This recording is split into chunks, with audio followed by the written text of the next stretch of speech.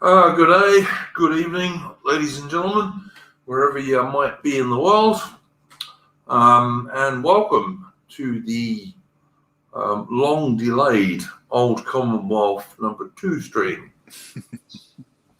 I'm going to do what I usually do, guys, and start us off with what I hope is an appropriate tune. And because my guests this evening are Canadian and Australian, I'm going to start with an Australian tune. I'm going to start with a Canadian tune.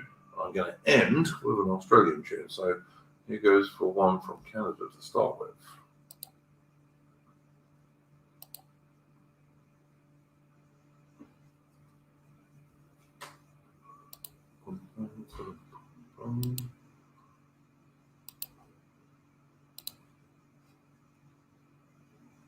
Your courage cheer concerning an engagement that we had at Sandwich Town.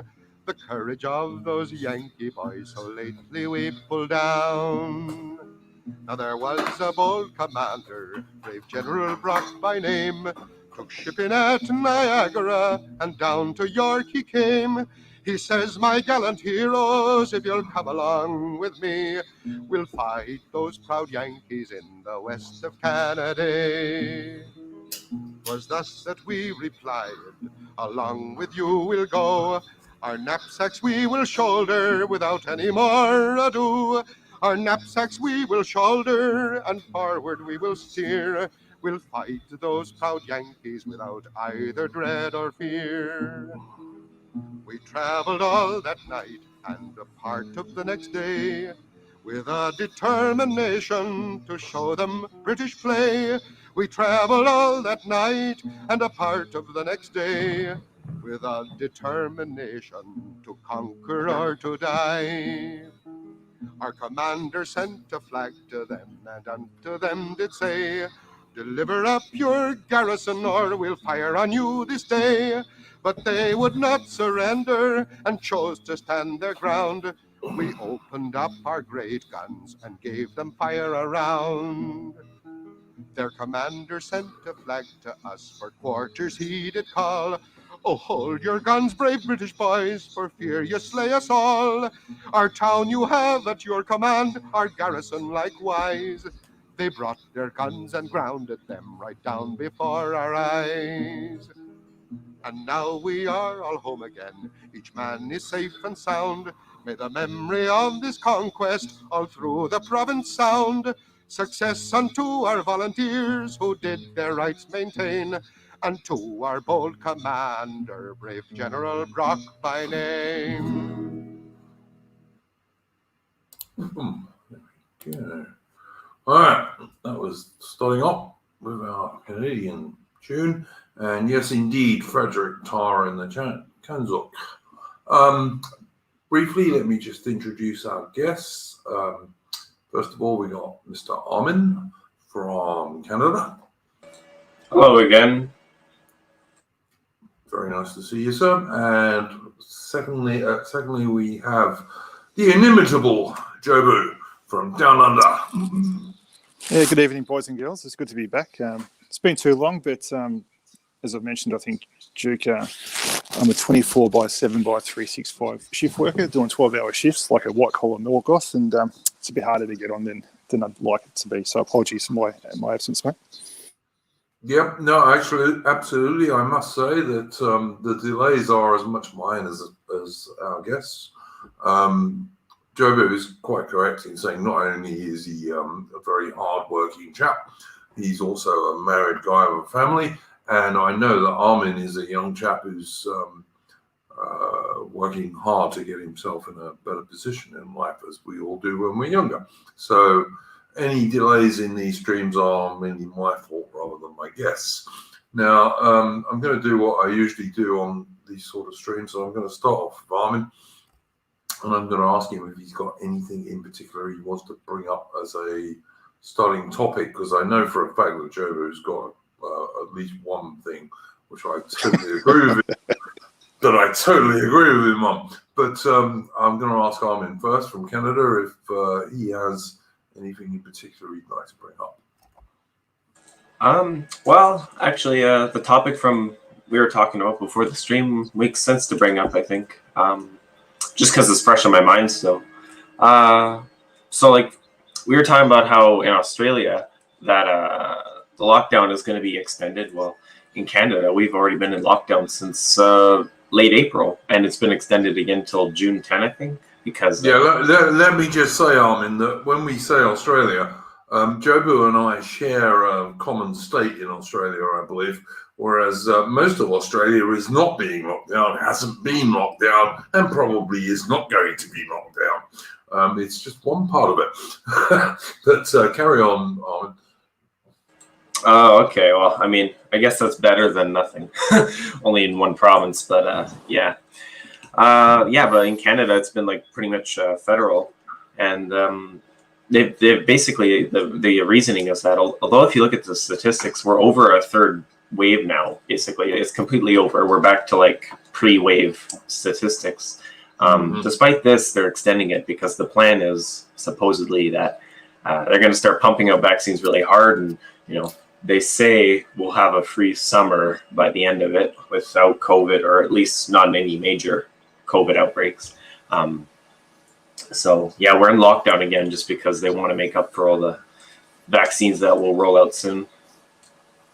Yeah. And I've got a question for you, mate. Like, I mean, I can read a newspaper as well as anyone can, but I can't quite wrap my head around a lockdown since April. What does a lockdown for a full year actually look like in real terms? Like, what are the restrictions there? Well, that's the thing. Lockdown has meant different things depending on the time. Like when it was like first COVID, it was like really only essential shit. Now you can go in quite a few stores. Like there's a few mom and pop shops that I've been into since, and they're definitely not essential. You can go to like a thrift store just for fun, The only real difference with lockdown is like maybe there'll be a little more. Some stores will do like the thing where you drop off, but that's not even a necessity anymore. It's like the term lockdown has changed since COVID has began, and it's a lot looser of a term now. Armin, could I ask you, does it vary in Canada depending on which province of Canada you live in? Like, are the western states better than the eastern provinces or whatever? Well, I can't speak for the current lockdown, but I can say that like there has been differences province-wide in the COVID lockdown, so I wouldn't be surprised if what a lockdown means province-wide has changed. Where I live, which is Ontario, it's not too bad right now, the lockdown. Isn't that the worst of the Canadian provinces in terms of left-wing bullshit? I mean, right now we have a conservative premier, and although it's not like that good, Ontario kind of had a somewhat blue wave because of course our conservatives are blue color, unlike in America. Same everywhere else, mate. Don't worry. Yeah, we kind of had a blue wave last election, and in fact, actually the Conservative Party won more votes than the Liberals did all over Canada, partially because of Ontario, but just due to seat counts, the Liberals won. But right. So I'd say it's mostly Quebec that kind of makes the whole. I'd say it was like Quebec that made Canada more liberal, I guess, and for some reason the East Coast as well. Now, of course, like Ontario's major cities, they're going to be always liberal, but in terms of the countryside, it's always pretty strongly conservative. Same as suburbs. In fact, we even made gains in the cities. If you consider the Conservatives a winning force, which I consider it more of a stagnating force, but regardless. I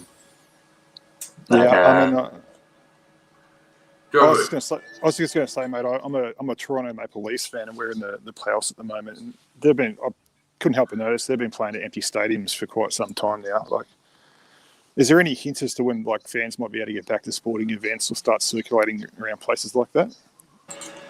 I mean, I've not heard anything regarding that. The closest thing I know about that is like in America, some NBA league or whatever is gonna, not NBA league. Team rather, some team is going to make it so you have to like get a vaccine to join in the crowd. I'd assume it's going to be similar in Canada because I hear talks similar to this all the time regarding vaccine restrictions. Once you get a vaccine, you'll be able to have a lot more rights, basically. But in this case, I have no idea. Is the Toronto Maple Leafs like an ice hockey team? Yeah, mate. Yeah. It's NHL, Toronto's team. Sorry? It's Toronto's team, but like none of the players are from Toronto. No, feel- well that figures. Yeah, that figures. Yeah, But it's an ice hockey team, yeah. Yeah, the NHL, Duke. Yeah, the top level ice hockey league. Yeah. I used to actually occasionally watch ice hockey because it was like a really manly game that you got bashed if you weren't very, very careful. I presume that's slowly being weeded out from the game. There's always been this weird notion in Canada that like, Canadians watch it for the sport while Americans watch it for the fights. I've always heard that. I've always kind of found it bullshit because if you wanted to watch a fight purely for the sake of it, then you'd just watch boxing. But that's always been the notion in Canada. You can ask like any random person around Canada, and that's what they're going to say. Yeah, Americans only watch it for the fighting. I don't know. I think it's bullshit. And the best teams were Canadian, strangely. I mean, I wouldn't say Canadian teams are like that much better than American ones, but you have to remember American teams are like full of Canadians. So, yeah, isn't it like kind of like the number one of the Canadian sport? Really? Probably the most popular. Yeah, it's not our national sport. We have some like irrelevant sport for that. What's that? Lacrosse or whatever. Which I mean, that's fun enough, I guess, but it's just not a lot of people play it or watch it compared to hockey. That's for sure.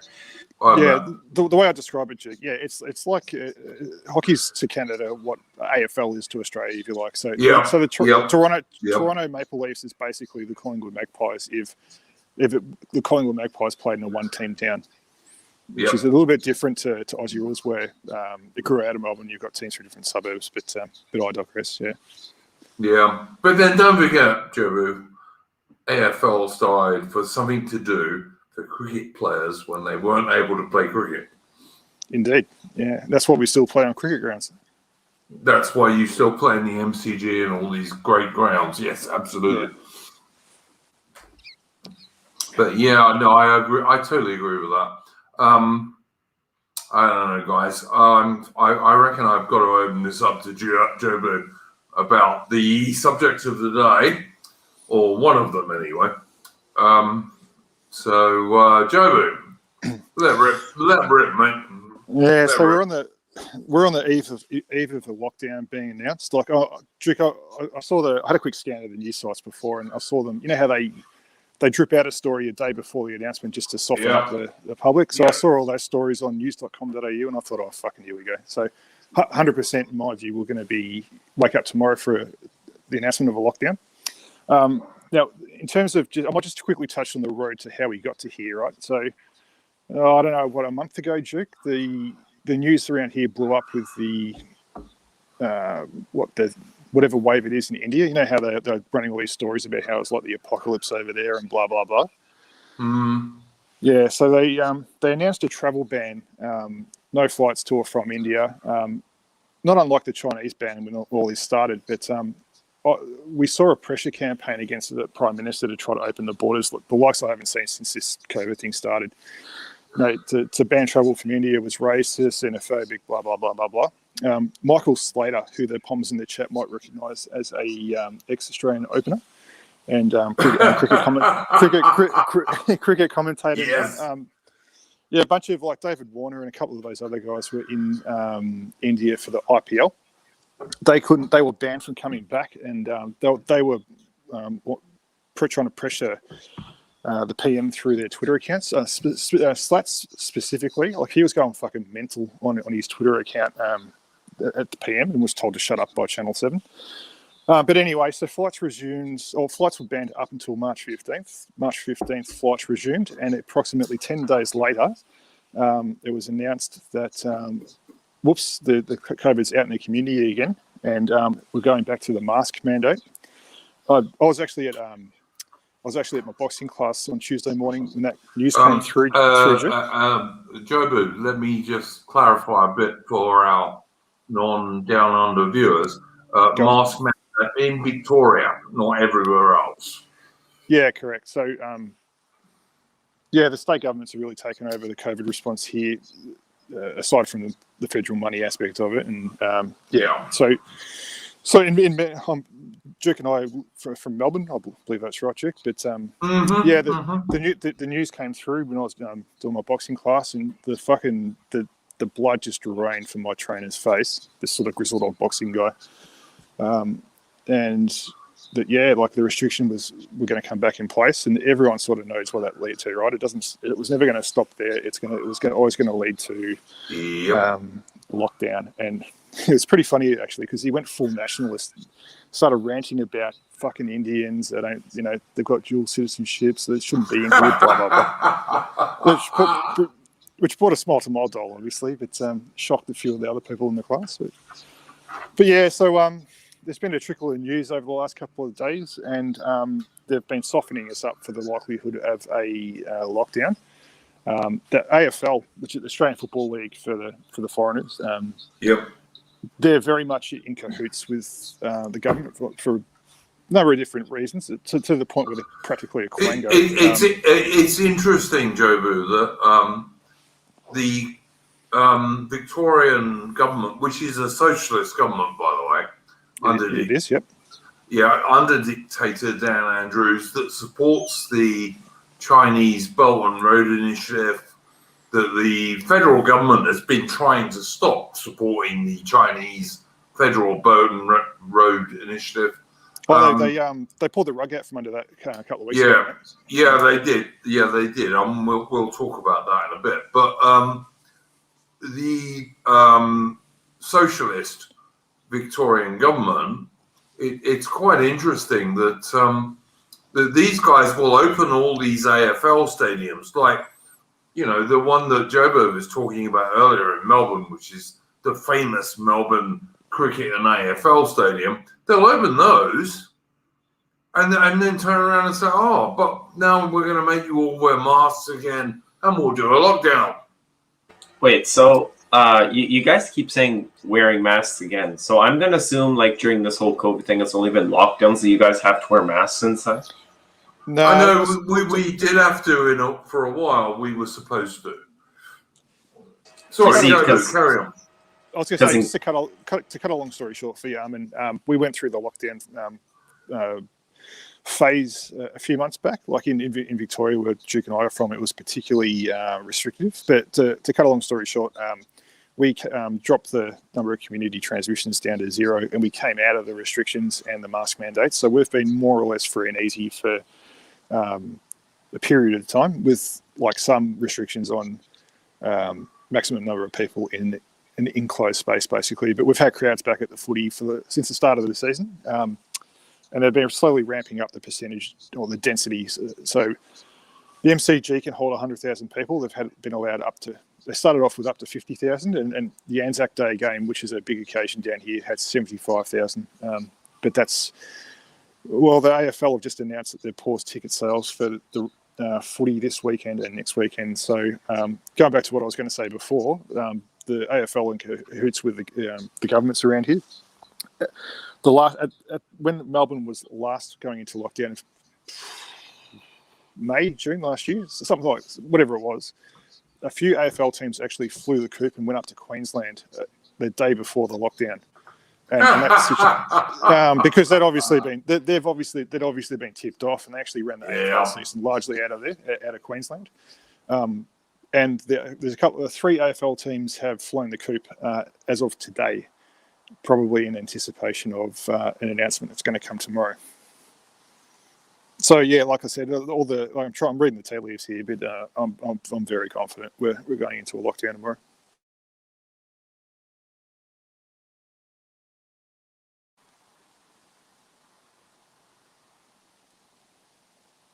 You there, Juki? Yeah, I'll just fill in for him. He must be AFK.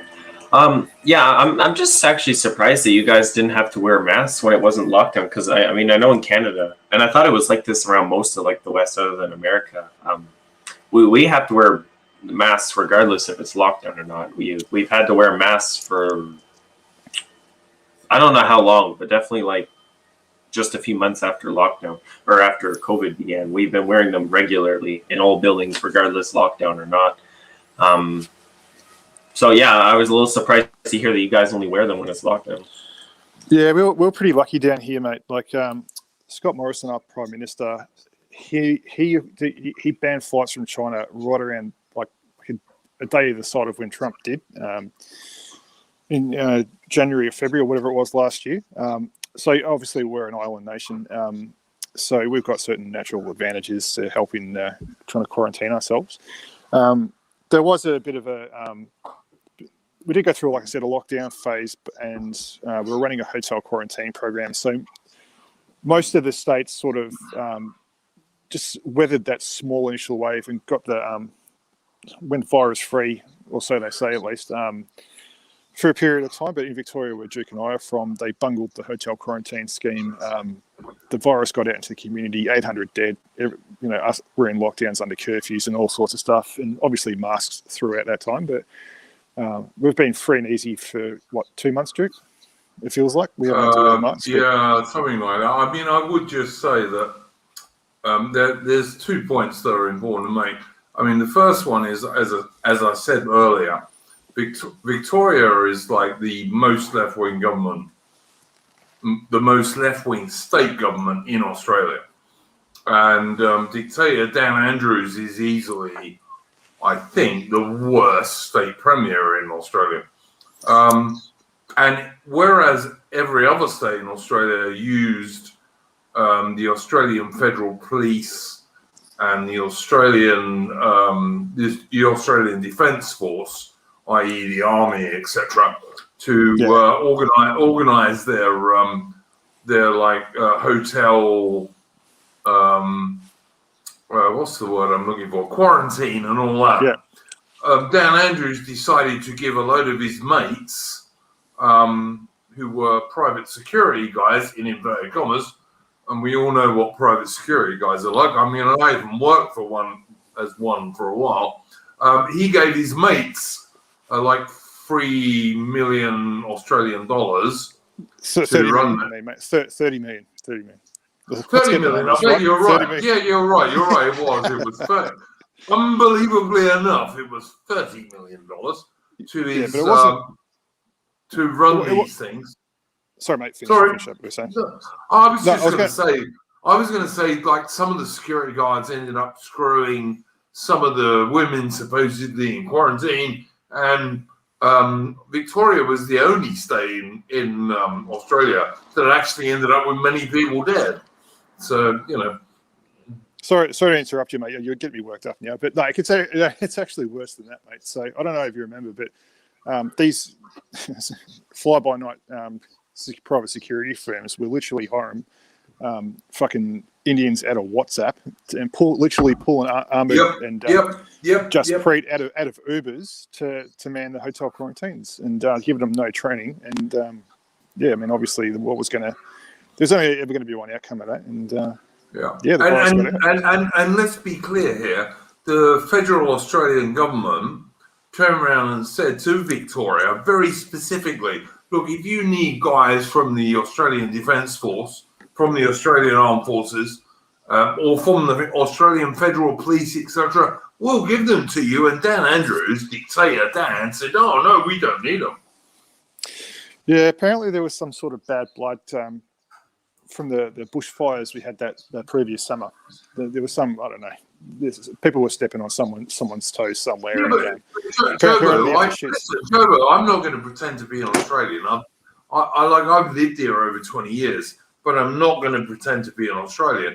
But I would say, like, the bushfire brigades and the SES and all the rest of that in Australia is like 99% local people, isn't it? Yeah, it's largely volunteer, yeah. Yeah, and it's local guys. Country fire authority, yeah. A lot of if you live in a country town, and you're a bloke, the expectation is that you volunteer and you help put out the fire at the other guy's place, or they're not going to put out the fire at yours. So that's more or less how I've been told it works. Yeah, but I mean, like, if you're like a little town in the middle of whoop whoop, all the people from the other local towns around there will come and help you if you get a big bushfire. Oh yeah. No, that's not quite the point I was making. There was some sort of butting of heads between Dan Andrews and the heads of the ADF as part of the bushfire response. I don't know what the details are, but that's why Andrews had the fucking shits with the ADF, and that's why he told them piss off. He doesn't want them being part of the hotel quarantine. Yeah. I remember reading an article to that Yeah. effect. Yeah. Yeah, I've actually got that's I've got an interesting little anecdote for you about how Dan Andrews, whose face has surely got to start turning up on milk cartons shortly, because we haven't heard from the bloke for fucking months. But I've got a little interesting. I've got an anecdote around how he actually injured himself, mate. If you'd like to hear it. Go for it, mate. Go for it. All right. So my source is I consider this to be a reliable source. We'll treat this as a rumor, but it's. The source knows people involved in the incident, so this isn't just some fucking internet rumor I've pulled off to tell you guys. So, are you familiar with Lindsay Fox, Duke? Have you heard that name before? Mm-hmm. Yeah, so Lindsay Fox, for the guys listening, he is a logistics and trucking billionaire. He runs Lynn Fox, which is a big shot company in Australia. Yeah, you'll see their trucks everywhere in Australia. Yeah, you certainly do. And he's got heavy connections to the Australian Labor Party and to Dan Andrews' faction within it in particular. And what the story I got told was Dan Andrews was at Lindsay Fox's compound in Portsea with a number of union guys, including John Secker from the CMFEU. They were on the piss and talking about one backroom deal or another.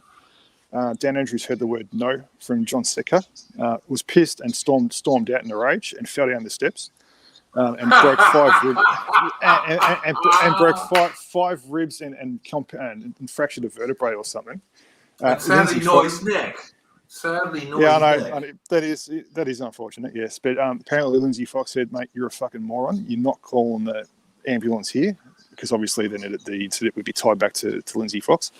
So they put him in a fucking cab back to his own holiday house down there, and they call the ambulance from there. So, like I said, that's just we'll take this just as a rumor, but it's not just an internet rumor. That's I consider the source to be trustworthy. Whether he's been fed a line of shit, I don't know, but I just thought I'd pass it on. I can believe that totally, mate. I really can. Dan Andrews, he's a dickhead. Honestly, he's a total dickhead. Oh yeah, look. Steve Price, local Conservative radio guy, he copped a bit of flack a couple of weeks back. I only sort of read the headline, but basically he came up and said, look, not having to go out there, bloke, for Dan Andrews for being injured, but has anyone heard from him? He is, after all, the Premier. Can we get some more information? What's going on with this guy? When's he coming? Is he coming back? When's he coming back? What's going on? And he got howled down, but it's a relevant point, mate. He was injured in March. It's now May. We're about to go. I got the general impression the Labour Party wanted him to disappear. Yeah, that's true. But I mean, and look, it is probably convenient because the state government's sort of faceless at the moment, which probably isn't a bad thing from their point of view, because you got no one specific to be angry at about the lockdown. But the guy is the Premier. Aren't we entitled to know what the fuck's going on? I would have thought. The guy can take phone calls, so he's obviously engaged and knows what's going on. Surely he would come out. He's got to front the cameras tomorrow, mate. If he wants to claim he's the Premier, he has to come out and talk to us. I honestly think that if there's another lockdown in Australia, in Victoria, which to let everybody understand, which I don't think we explained at the start. Australia generally has not had particularly bad lockdowns, except for Victoria. Victoria has had the longest and worst lockdowns in the whole of the Western world, right? If you lived in Queensland or if you lived in New South Wales, which is the other really big states in Australia, the lockdowns weren't that bad. They didn't last that long. Victoria had the longest and worst and most strict lockdowns in the whole of the Western world. And we thought we'd got away from them. How are they the worst though? And especially compared to the rest of the West. Well, because they felt like the worst, mate. Mate, they didn't feel like the worst. They were the worst. Most businesses were closed, Like most small businesses were closed, obviously, not your multinational corporations, because you can't close those, but most of your small and medium-sized businesses were closed. You were supposed to wear a mask outside all the time. I haven't yet, and I don't intend to. You were not allowed to go. What was it? I'm trying to think. Jobo in Melbourne, I think it was 3 kilometers, or was it 5 kilometers from where you live? 5, mate. But if you slipped up, you got fined $1,400. So there's no, and they were handing them out too. So it wasn't just an empty threat. Yeah, they absolutely were handing them out. The Victorian police were kind of like, if you can think of the Stasi in East Germany in like 1970, that's kind of the Victorian police. That's the word that came to my mind just then. Yep. Yeah, absolutely. And also, there was a curfew. You weren't allowed to go out after 9 o'clock or whatever it was. Like, so I supposedly couldn't take my little dog out for a piss on the street, that kind of shit. Some poor bastard got fined for going to the servo for a packet of smokes after hours. Yeah. It was crazy. And this was like not for weeks. This was for months. And a lot of people think that like something like 20% of small and medium-sized business in Victoria has actually gone bankrupt since dictator Dan Andrews started these lockdowns. Right? The CBD is a ghost town, apparently. It's been like that for months, mate. But the point I'm trying to make is that out of the whole of the Western world, Victoria probably had the worst, strictest, and longest lockdowns. And now they're talking about bringing in lockdown number 4. The reason we had those most extreme lockdowns, Duke, is you could draw a direct line from a government fuck-up to the number of infections in the community and the number of deaths, more specifically. Absolutely. Like we were saying earlier, like every other state in Australia used the Australian Defence Force, the Australian military, and the Australian Federal Police to do that stuff. But Victoria, Dan Andrews decided as a socialist, he was going to give that stuff to his socialist, in inverted commas, mates, and it fucked up totally. That's the basic total truth of that story. Yeah. One thing I'll quickly mention is when we say we're going back into lockdown, a number of states, aside from Victoria, there's been some couple of cases pop up and they've gone into like a lockdown for a weekend just to limit circulation of the population. So I imagine that or in a very or in a very small area. So like in New South Wales, I know they had like 3 cases around what's the name of that famous beach in Sydney? Bondi, yeah. They had like 3 cases around Bondi. So they just locked down Bondi, not the whole of Sydney, Yeah, but Victoria can't do that because we have this wonderful socialist Labor government. Well, they're going to try to sledgehammer the problem, right? So what my suspicion is what my first suspicion, I should say, was we're going to go into a lockdown for 5 days.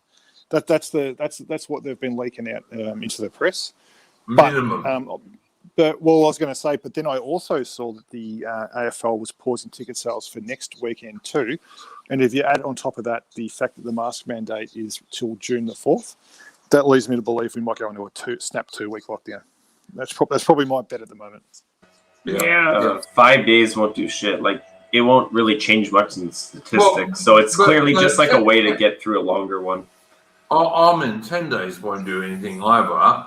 And let's remember, this is a virus that you have a 98.7% chance of surviving.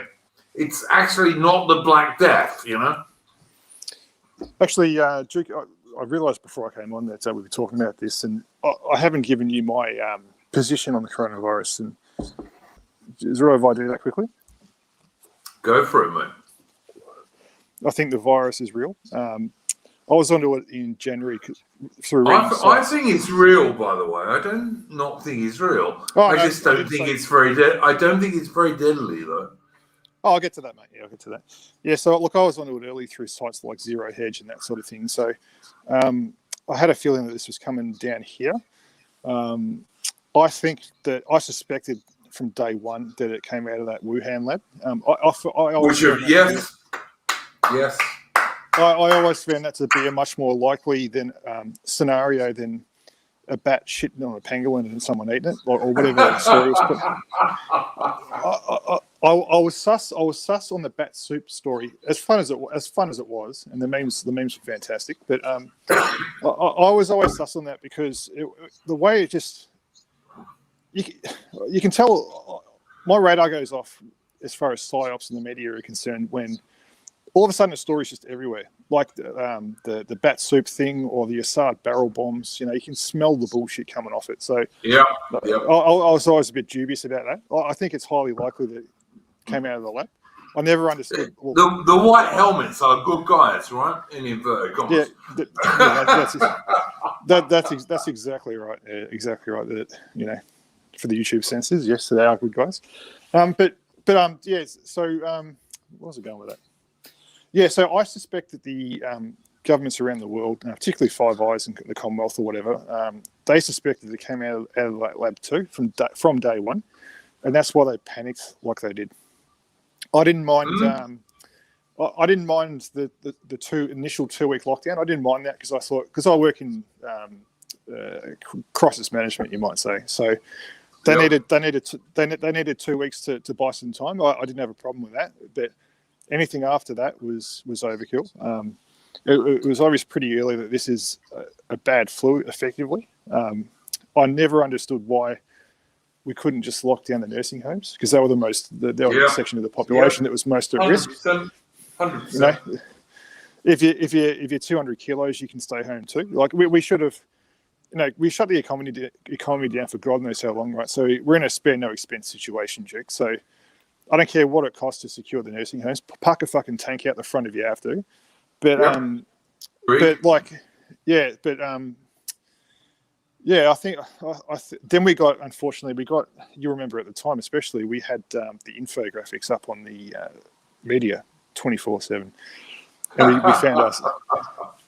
we found ourselves in an infodemic at that point. And then all these politicians were fronting press conferences trying to defend their X number of cases have gone up per day, blah, blah, blah. If those one or two things, either those graphics weren't on the telly all the time, we wouldn't have had a panic we did. And even my normie missus said this at the time, like, okay, we've got these virus stats up on the screen. Can we also have some other stats on the screen talking about the cost of these lockdowns, like a running total? Yeah. Of how many jobs lost, how many people have lost their homes, and all that sort of thing. But unfortunately, that didn't happen. Now, as far as the Great Reset's concerned and this restructuring of the West they're talking about, I don't think it's a conspiracy theory. I don't think this whole thing's been planned out. But you always get in a situation like this, these pricks that pop up and say, "Never waste a crisis," right? So they've seen this as an opportunity to do two things. They've trying to roll out this Great Reset agenda of theirs, and also they use it as an opportunity to fortify the election in the US. So, I think people in our circles and conspiracy theorists and all that sort of thing, they sort of stand at the point where we are now and look back over 12 months, and they think it's all been one big plan, and it's just been a line of dominoes falling. But I tend to think that events can develop over time, and incompetence and opportunistic people can sort of lead us down weird paths in this case. So that's where I'm at with that. You can kind of tell even where they're going to try and steer the direction of what this next reset is or whatever, because although it's never as prominent, you do usually see some articles that hint at what the post-COVID era will be like, with promiscuity will be very high, will become a lot more liberal, blah blah blah blah, because they claim that COVID restrictions have made people more conservative, but that's kind of. Armin, how the hell do we become more liberal, for fuck's sake? Yeah, I don't know. That's the thing, because the whole COVID restrictions has made everyone very against liberalism to an extent. It's really polarized further the political ground, which is saying a lot. We're already very polarized, But yeah, you get these articles, and they claim that like post-COVID, liberal stances are going to be at an all-time high, blah blah, and they say the promiscuity will be very high, attitudes will churn a lot more liberal, blah blah blah, kind of like the Roaring '20s, and I guess that's kind of ironic. We're in the '20s ourselves now, but I just find it very like unsettling because in a way, they're kind of like flirting with like they're kind of flirting with like how the next era is going to be by sort of they're giving sort of suggestions that are kind of going to imprint itself on your mind in a way, and that's going to influence how people are. Armin, could I just ask you, is it not true that like what we're hearing is like live in your pod as a peasant in the 21st century and eat the bugs and have no privacy and take the vaccine and do every other damn thing that they're telling us? Is that not true? I'm certainly getting that, like looking at media in Australia and also in the UK. Are you not getting that from media in Canada? Well, I made it a point to not really watch media too much because, for instance, statistics. Me too. But, for instance, statistics, they'll flash it on the screen all the time, but like as far as actual graphs go, they don't really show much, so you can't really compare it with other numbers because a number on itself means nothing. You have to compare it with other numbers to sort of get a sense of what's going on.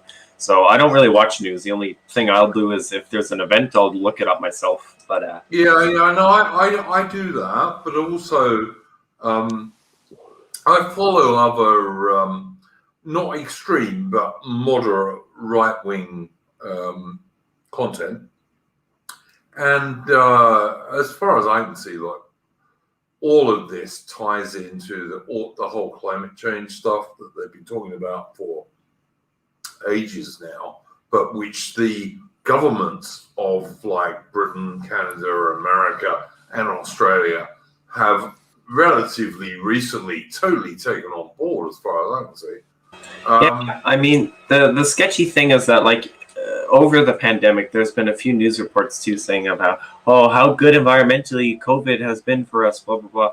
Which in itself is kind of a creepy thing to say, but the more disturbing thing is the fact that like they give these UN statistics for like when we're doomed in the environment, and yet they're claiming that like this COVID thing has like really fixed the issue to an extent, which it hasn't. And so I feel like they don't necessarily care about the environment because even like the very environmental parties in Canada, for instance, the NDP and Liberals, their environmental statistics don't even fix the issue that they themselves are always like going on about, right? If you look at the UN statistics, even they don't really follow them, other than by openly saying that they're gonna try and fix the issue. And so for me, it's kind of like this. I think if that breaking point will ever come of like a sort of new order or whatever, it's going to be like maybe like 2 years before the UN statistic, perhaps. And then they're just going to go full blam on like, okay, we need huge restrictions again, blah, blah, blah, because look how well the COVID restrictions were, guys.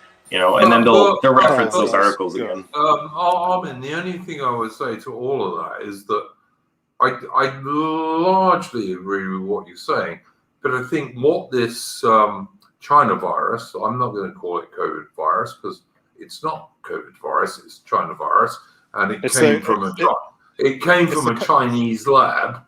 I prefer Kung Flu, Duke. I prefer can you call it the Kung Flu, please? That's my favourite. Yep, Kung Flu's cool too. But absolutely, it's a Chinese virus. It was like made there. And the thing I would say, Armin, is I don't disagree with what you're saying, but I just think all of these Western governments, including in Canada, Australia, New Zealand, UK, and also the USA, are going to use this mainly in the effect that they know damn well they can do whatever they like to their populations, and their populations will say, yes, please, madam, please beat me. That's what I think, Sam. That is a concern. The way that we've or the population at large has allowed itself to roll over and have its belly tickled by all these government's trying to protect them, quote unquote, with these restrictions has been a bit of an eye opener, I think, for all of us. But the prevalence now, and when I say the word conspiracy here, I don't mean it in like a negative connotation. I just mean it to really mean like a theory that's kind of shooting in the dark, which isn't always entirely bad. I think the fact that conspiracy theories are so popular in culture now, although a lot of them in themselves are usually very fake, we don't know which ones are real or not. I find that like it's kind of telling us something, that people know something isn't right, but they're just confused as to what that is, because a lot of conspiracy theories do end up, they'll adopt multiple theories to sort of work well together. But the thing is there's just so many now that are floating around in like the popular conscience. I think it does show that something isn't happening in itself. We don't know, like the people can't really explain it themselves. They're not necessarily educated in the matters, or they don't know, but there's a part of them deep down that knows something isn't right. And I think just the fact that there are conspiracies so popular now in itself shows that something's wrong. It doesn't even matter what the theories are. Well, I've actually got a story about that in real life, and I just got my backyard landscaped, and when the landscaper came over to do the quote, he actually tried to red pill me about this scandemic. And I talked to him over the couple of weeks he was here doing it, and it's like you say, like I said to him, I don't know if you've heard, I just use the term alt-right because I thought it might be a term that a normie like that might know, but like these people, like you say, like you're saying some outlandish shit, but about Scott Morrison being under arrest and all sorts of stuff, but the point you make is correct in that. And I told this to the bloke. I said, look, you guys just haven't been involved in this as long as the three of us have been. But your instincts are correct. There is something wrong. You're searching, and you've gone down the wrong road with a couple of more outlandish websites, obviously. But you're not wrong that there's something wrong, and and the government isn't actually governing in your interest anymore. And these people, these people just need to feel their way through it. Here's the thing for me. It's like I've seen theories that say, oh, this is clearly a Chinese farce. And then other, Nazis, basically, they'll say, oh, it's the Jews. And then you get like sort of conservative media figures go, oh, it's, this is all scandemic by the liberal academic elite. Or they'll maybe say it's like Hollywood and some other elites, right? So, all these groups, they all have some sort of like group that they say is at fault in the end. Some might also say the UN. And, maybe they perpetuate the issue to an extent. But for me, I don't think it's any specific elite. I really think it's just the fact that we're kind of a dying civilization. We've been sort of in this sort of... Ermin. Look, I don't disagree with you to some degree, but what I would say, and I think it's very clear, if you look at individual nations like Canada, like Australia, like New Zealand, like Britain, like the USA, and you look at what those governments, who are supposedly in many cases slightly different in terms of whether they're conservative or liberal, what it is showing us is that our modern ruling elites in those nations, they're corporate globo homo. They are not in favor of their own nations. They don't even like their own people. And I don't know whether Jobu would agree with that, but certainly that's the opinion I have come to over the last 2 years or so. Well, for me, sorry, Jobu. No, go ahead, mate. Yeah, you can go. Oh, you go. Yeah. For me, I like to say I believe in timeless principles. And when a lot of people say that, they usually mean it in sort of a stubborn belief in some sort of a principle. When I say I believe in timeless principles, I mean I believe in things that present themselves over human history time and time again, regardless of the social circumstance. Right now, I feel as though a big part of like what's happening is that we have a lot of these elites, and this isn't like a populist argument per se. We have a lot of elites that are part of certain archetypes. And it's similar to what the priests in the medieval period were now, with sort of liberal academics, certain business leaders among, politicians. They're archetypal priests. And not saying all priests are bad, but there's a certain mode of thinking that goes along with that. And at the moment, I think there's a certain struggle from them to more like peasant archetypes, so to speak. And, not saying peasants are bad, that's just what they are, working class people, basically. And there's a certain disdain going on because, not to sound like Ted Kaczynski here, but I think we've gone to a point where, like, we've never been in such an advanced state now where, priests always wanting order. It's come to a point where it's too orderly for what sort of human nature has been used to this point. We've evolved for like a far more disorderly society where, we are promoting order. That is like what human instinct and intellect has sort of bred in us. But it's come to such a point now where like the groups historically not meant for so much order are now feeling its issues because, all things have pros and cons. And so the priests, who have sort of been evolved to be sort of the main harborers of order, through religion and morality, they're still sort of used to it to an extent. They can handle more or this order, but like the peasants and the other castes to an extent, even like sort of warrior archetypes to an extent, they're not really meant for this to an extent, and it's really just unhealthy for us. But we're not even allowed warrior archetypes anymore in Western nations. I mean, give it a break, Armin. We're just not. Like this is the ironic thing. The military is supposed to be like either women or trans people, as far as the adverts are concerned. That's the ironic thing. This archetype, it expresses itself really commonly in sort of communist insurgents, even in the West. It's funny because like communism claims to be this like very pacifistic ideology, and yet many of its main like revolutionaries in history have been sort of warrior archetypes. If you just like listen to what they say with their rhetoric and their opinions, it speaks wholeheartedly of this warrior archetype. Yeah, I mean that's true. But then look also what they say about women in communism as well. That's quite important, I'd say. Yeah, I mean, I'm not saying that these people are necessarily like good in any sense. It's actually sort of an ironic subversion of the nature because, a warrior fighting for peace is kind of weird.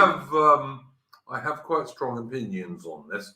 So before I say anything about that, I'm going to ask Jobu what he thinks about that. Look, just as an aside to Armin, I'm actually 30 pages into Industrial Society and its Future.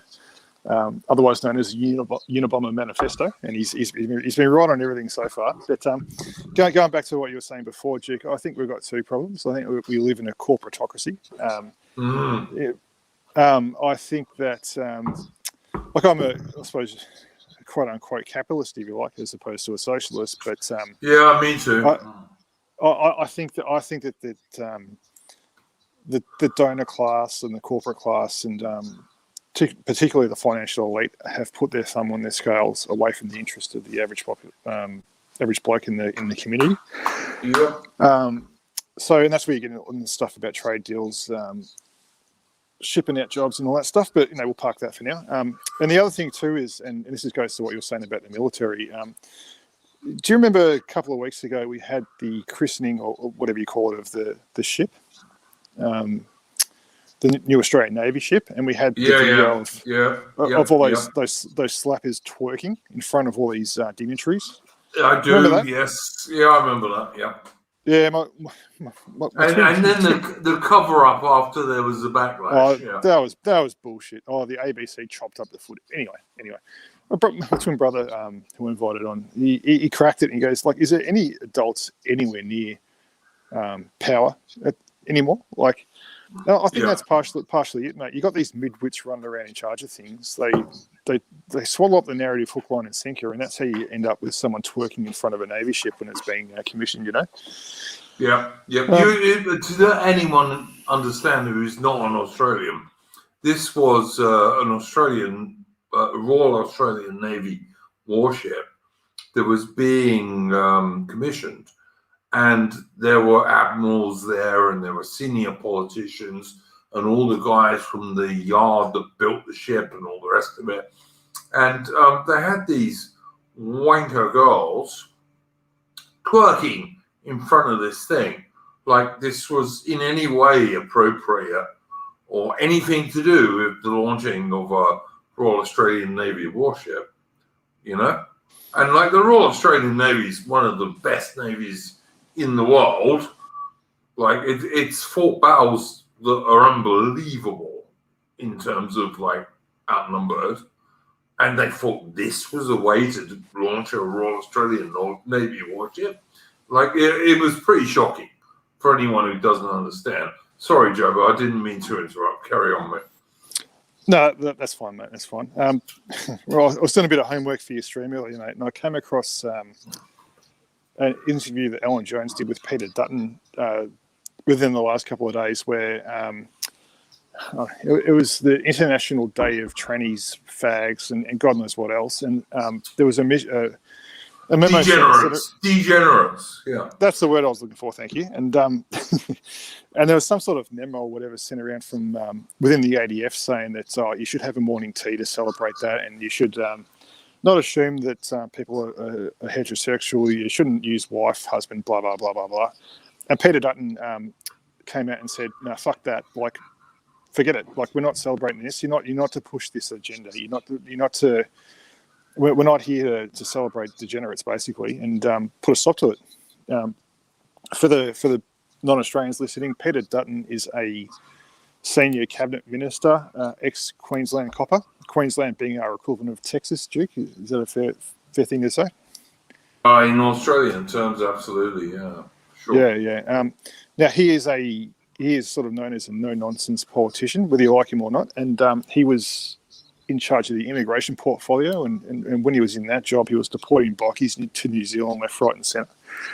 But he was, I did notice recently, he was put in charge of the defence portfolio in a cabinet reshuffle maybe a month or two ago, and in my opinion, that was a move by Scott Morrison to sharpen up the ADF in advance of a shooting war with China. Maybe, possible. All right, hang on. I am trying to work out, what do you guys think the chances are of us playing a bearing video? You know bearing, don't you, Joey? Who, sorry, mate? That's the airplane company, yes? Bearing. No, Bearing, the Aussie video maker. You know, Bearing, the Aussie video maker. Mate, I don't know much about the Australian sea, mate. That's what I made a bunch of fucking pommy YouTubers. Okay, I'm just yeah. You never do that, mate. But I'm just trying to. I'm just wondering if I could play a Bearing video on this channel, which is basically comparing a Chinese and a Russian and an American recruitment video for their army. I'm wondering. I've watched this before. Go. I've watched like memes of this actually. Yeah, it shows like Russians being like very epic and brute and strong. You know, kind of like very alpha male vibes, and then it shows. I think I'm going to try and do this. Like, it might get me banned, but let's try it. While you queue it up, I did see a comparison video between that degenerate. Was it the CIA video and a? Yep. Same difference. Yeah. Actually, the Russian one where. All right. I was just gonna say to Iron Duke. Actually, I think you were joking about the whole ban thing, but you know that is a good point. You should probably make a second backup channel. I am really not joking about it. I could get banned for this, but I'm gonna do it. I'm gonna do it anyway. Wait. Tell your streamers now. He'll have a second channel with a similar name up. I don't. But don't worry about it. Here we go.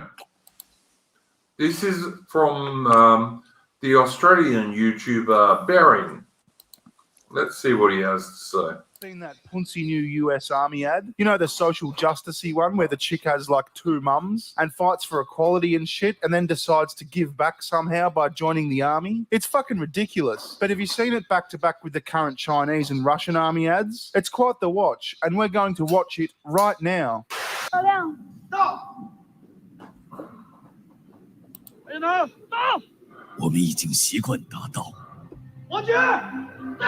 Well, they're not fucking around. See all the yelling, all the yeah and the yeah, and even the voiceover guy's like he's all like fucking guttural and shit. These guys are tough. 专利动员大会现在开始。一声道，是一句承诺。军长同志，营房前准备完毕，请指示。什么？战！一声道，是一种割舍。 Yeah, see, that looks like a military force you don't want to be standing in front of. They're all like fit and young and fucking virile. I mean, they're like running in formation for fuck's sake. These guys are disciplined warriors. 一声道，是一次重塑。海上、空中、陆上各作战机组已修订完善作战计划。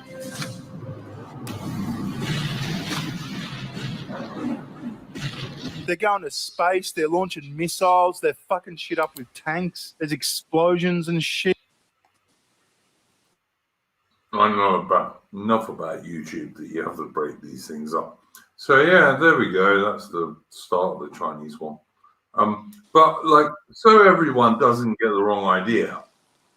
Like, Britain could fight the Battle of Imjin, where one British battalion like fought 3 Chinese divisions for 24 hours, or Australia could fight the Battle of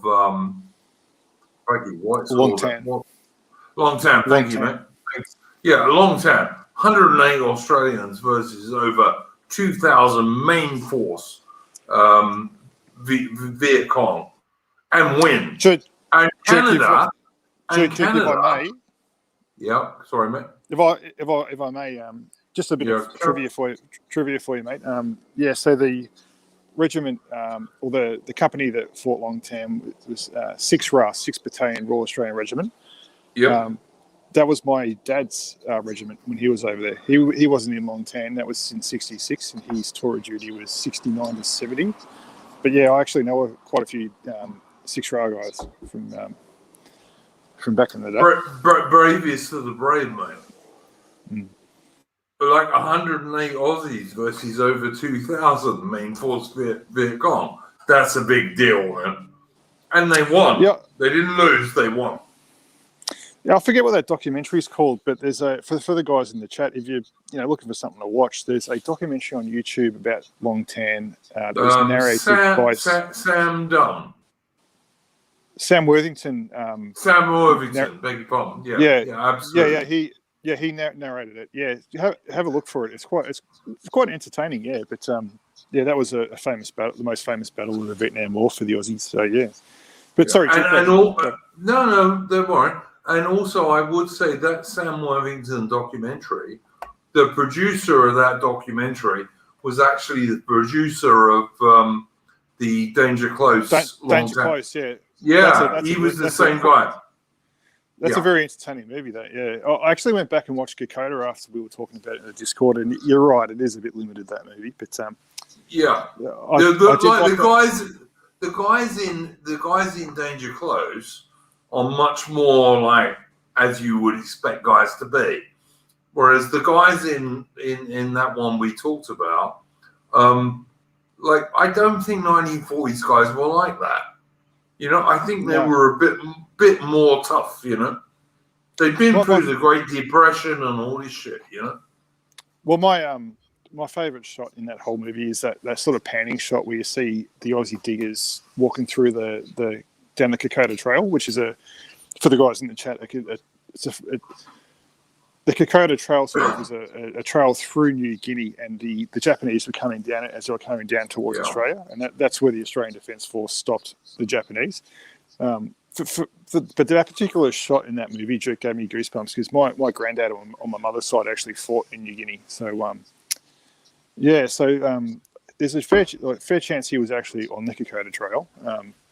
Unfortunately, his war service records are still in paper format in the archives in Canberra.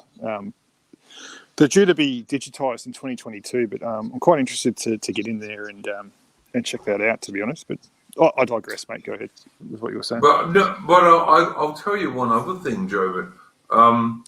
There were quite a lot of Australians who were the first Allied troops to beat the Germans on land in World War II in the siege of Tobruk who then got out to New Guinea and were the first Allied troops to defeat the Japanese on land. And that was a totally Aussie deal, which for a country in those days of 8 million people, pretty good going. Pretty good going. Since we're talking World War II trivia, I'll just share a bit of other family history that you might find interesting, mate. So I've got a Dutch side to the family.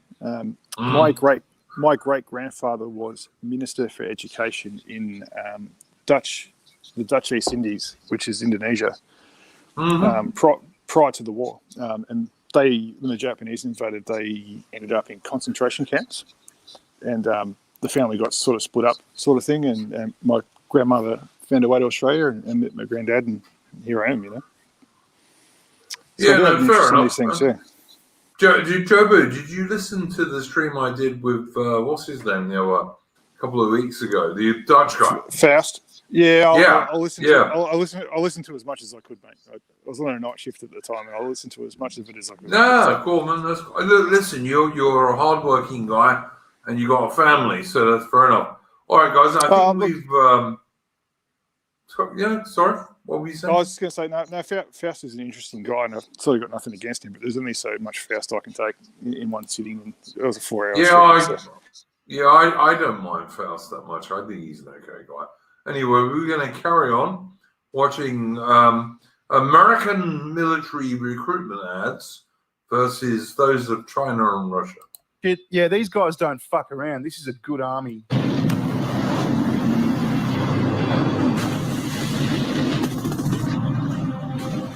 一声斗是一场冲锋。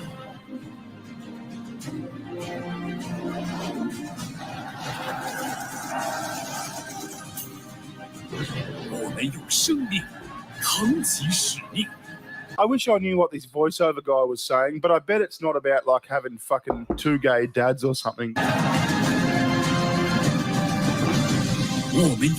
Not that there's anything wrong with having 2 gay dads, but it's got nothing to do with being in the army and fucking shit up. You know what I mean? 筑起长城，改革强军，征途如虹。历史告诉我们，改革创新与时俱进，是人民军队不断发展的康庄大道。人民军队的力量来自改革创新。人民军队的 You all notice that Winnie the Pooh himself turns up on this ad. Like the leader of the Chinese Communist Party, Winnie the Pooh, turns up on this ad. Anyway, that's all I wanted to say. We'll go back to seeing what we're looking at.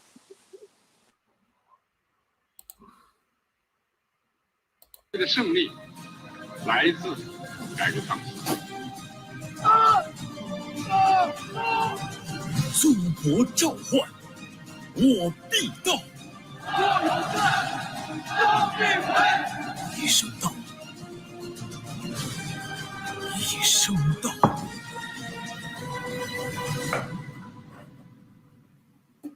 Yeah, see, I'm a little bit intimidated by that ad. Those guys are clearly tough motherfuckers who get shit done. All right, now let's watch the Russian one.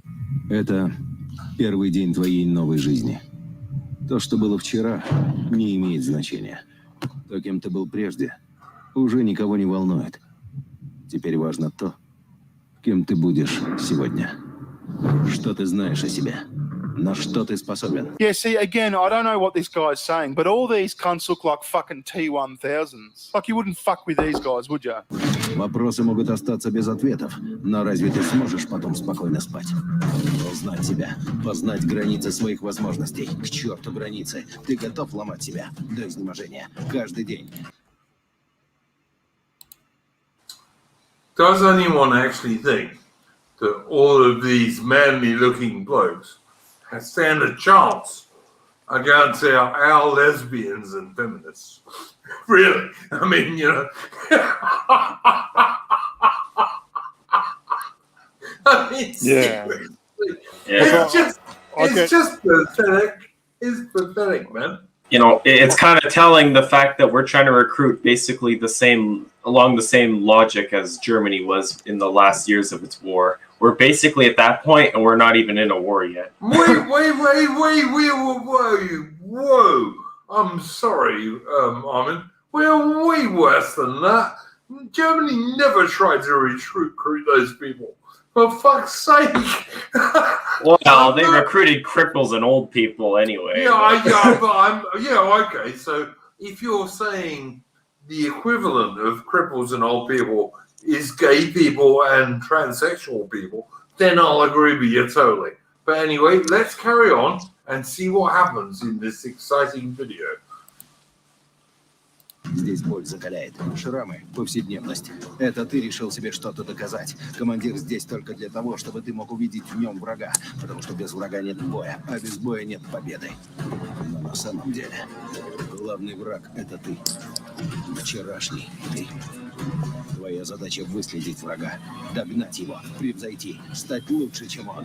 See, jumping out of planes, doing obstacle courses and shit, fucking snipering cunts in the snow. Like, it feels like this is what an army ad should be like. Вернуться назад победителем. Потому что завтра первый день твоей новой жизни. Well, that was pretty fucking badass, both the Chinese and the Russian ads. Now let's have a look at the US Army's latest offering.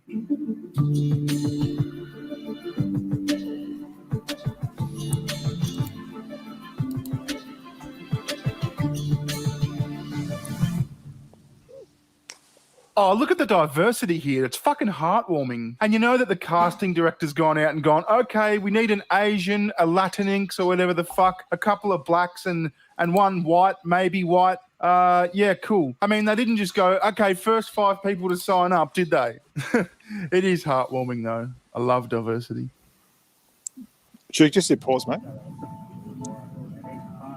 Hang This on, is man. the story of a soldier who operates. All right, so two thoughts as we go along. Firstly, that is an appeal to the Marvel generation, just by the transposing the comic book version of the people that were on the screen. And also, we were 4 people into that video before we saw a white face. So, go on. I just think it's a joke, mate, honestly. Like, this is the adverts you make when you want to lose. That's all I think. Yeah, you know, it's kind of funny too, because I mean, Russia and China are both relatively diverse themselves, like with their own minorities, and yet, you know, they're not pandering to that because, I mean, they understand like anyone who's going to be a soldier isn't going to really give 2 shits about that, even among its minority groups. No. Agreed. Yep, agree with that. I mean, Trevor, you were saying earlier, your dad was Australian military veteran who fought in Vietnam. Like, I don't think that would have attracted many people back in the day. No, look, and I think if it comes to a shooting war, it's going to be the working class blokes like my old man was that are going to get the job done, mate. So, Yeah. I've mentioned this guy's name before, but Victor Davis Hanson is a military historian and political commentator that I check into from time to time.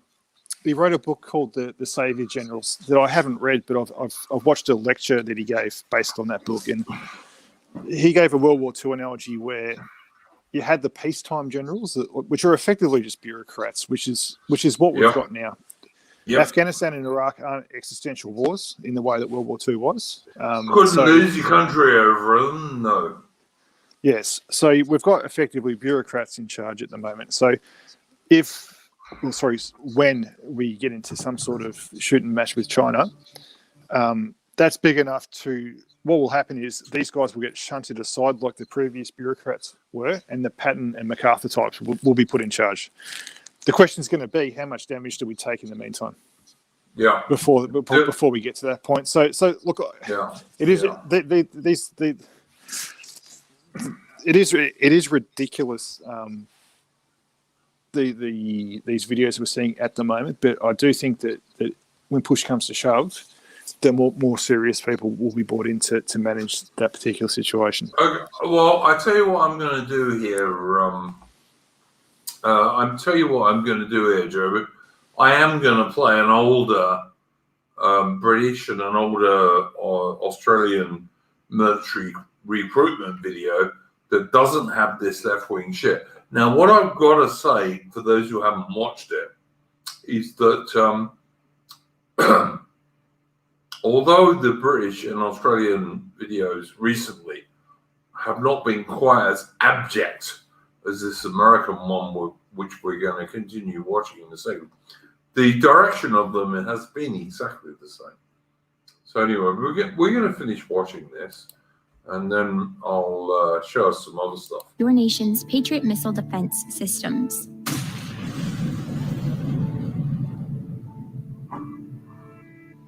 It begins in California with a little girl raised by two moms. Yeah, see, super relevant stuff. My mum likes vaginas, and my other mum also likes vaginas. Join the army.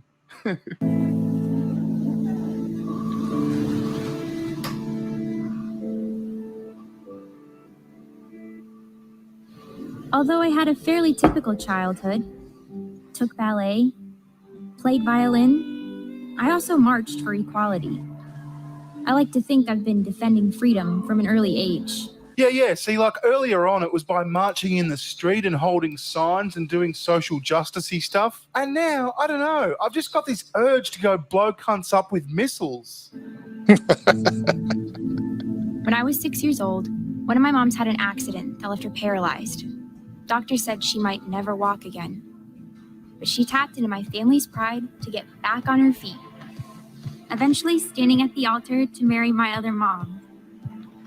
With such powerful role models, I finished high school at the top of my class, and then attended UC Davis, where I joined a sorority full of other strong women. Yeah, see, what the fuck has this got to do with the army? I mean, imagine a Chinese soldier or a fucking Russian soldier watching this. They're probably watching this in their fucking barracks pissing themselves. But as graduation approached, I began feeling like I'd been handed so much in life, a sorority girl stereotype.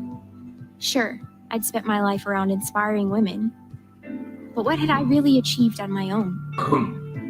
One of my sorority sisters was studying abroad in Italy. Another was climbing Mount Everest. I needed my own adventures, my own challenge. Yeah, this isn't a joke, mate. And after meeting with an army recruiter, I found it. A way to prove my inner strength and maybe shatter some stereotypes along the way. Oh, great, you're shattering stereotypes, because that's what the army's all about, those gender norms. Smashing gender norms. For fuck's sake. I'm U.S. Army Corporal Emma Malone Lord, and I answered my calling. Well, good on you, Emma. You be the best you can be. Honestly, if you're a little chick like that and you want to join the army, then join the army. But I don't think the army should be like promoting themselves like a fucking Disney cartoon. I don't know. Am I being overcritical? Maybe it's just because I live in a country that's like within proximity of fucking China, and those cunts look badass. And America's like our biggest ally when it comes to like protecting our asses militarily. Harden the fuck up, America. Jesus Christ. Anyway, this video was sponsored by Virtual Shields. So there we go. I don't know, guys. Like if I was an enormous enemy of the West, I'd make that video about the American Army. I don't know about you guys. That's what I do. There's a serious edge to that, Duke. So that recruitment video dovetails with the news story I saw maybe 2 weeks ago, where it said that the FBI is hiring 1,000 new special agents and whites need apply. Need not apply, I should say. Wasn't it the CIA? No, it was the FBI. And as I mentioned in the Discord at the time, like that's. Okay, fair enough. Because the CIA are doing that too. Yeah, they put out a video too like that, but which is another concern. But as I mentioned in the Discord at the time, like the FBI has shown its hand, right? So the mask has come off them. They're effectively the Okrana, like the Russians are. Yep. They are no different to the Stasi. They are no different to the KGB. They are effectively the secret police of the permanent state in the US. Now, when I look at that, I hadn't seen that video, but when I was watching that, knowing obviously that the FBI had made that particular move. They are attempting to left-wing eyes, or whatever, I'm sure there's a better way of putting it, the US military, and that's not aimed at the Chinese, that's aimed at conservative Americans. Yeah, absolutely correct. They are trying to freeze them out of the military. They're trying to recruit every fucking degenerate out of every left-wing university in the States into the military, into the secret police, being the FBI, and into the intelligence agencies. So that's quite concerning. That isn't recruiting. That's not beefing up the US military ready for a confrontation with China. Well, that's aimed internally.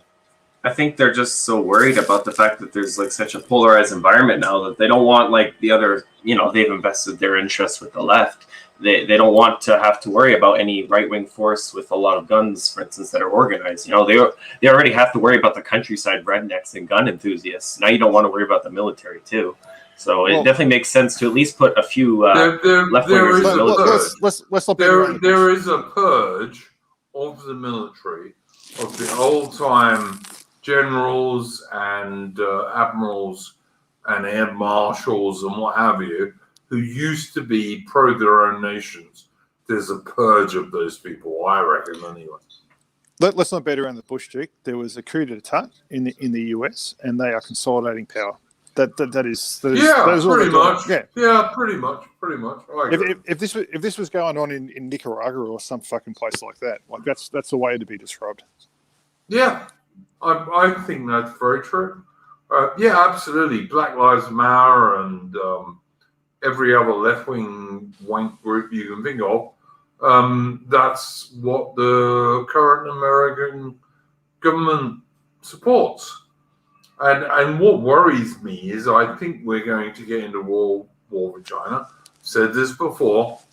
And I'm not even sure what the American government wants to get out of it.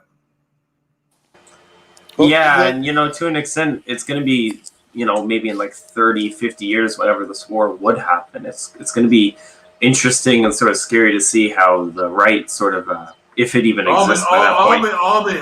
This war will be within the next 10 years. It won't be as long as you think. I'm just doing safe estimates, but, you could be right. But, if given enough time, there very well could be the chance that the right gets so disillusioned with the government that whatever remains of it could just sort of say, yeah, we'll be a little Chinese puppet just as long as this mess is over. I wouldn't be surprised if that happens. Yeah, Alan Bastard in the chat. I hope there are British submarines based in Australia. My son is currently heading out towards Australia. Very slowly. He ain't going to get there for 6 months. But just make sure he keeps his hands in his pockets when he does get here, mate. Because I'll be watching. Yeah. Me and him will both be enormously scared, Joe. We'll just be scared, mate. For the guys listening, that's just an in-joke that Duke and I have about the Battle of Britain, which occurred during World War II. Yeah. I won't get into that. We'll let you guys look that up yourself. No, hang on. I will explain. Like, there were certain Royal Australian Air Force pilots in the Battle of Britain who did not keep their hands in their pockets. They didn't. They went out and chatted up these innocent British women. And like, I don't give a shit, frankly, because like Aussies and Brits are brothers, basically, as far as I'm concerned. So there we go. Yeah, so I think that was the Scotch talking. I was referring to the Battle of Brisbane, but that's a different story. No, that was the Americans. That was the Americans. Well, it can be the Poms this time, mate. It all depends. No, the Poms are much too polite ever to cause the Battle of Brisbane. Well, let's hope so. The Americans thought they ran the damn place, and all these Aussie soldiers who were coming back from New Guinea, and also Australian sailors who've been up there, they were coming back from New Guinea, and they were getting into Brisbane, and they thought, why the fuck are the Yanks running my city? That was what really happened. We might as well explain, mate. So for the guys in the chat, the Battle of Brisbane refers to an incident in Brisbane, Australia during World War II. To cut a long story short, the Yanks where several people were killed. Yeah, it's no joke, mate. But look, the Yanks were getting about town, flashing their cash around. They were more well paid than the Aussies at the time. They could afford to buy things like stockings and stuff to gift to the Aussie women in an effect to get into their drawers. And the Aussie, of course, a lot of chicks. Yes, women were being women. Yeah. Yeah, so basically you had a bunch of Yanks zooming the local Aussie girls, and the local Aussies weren't too impressed with all that.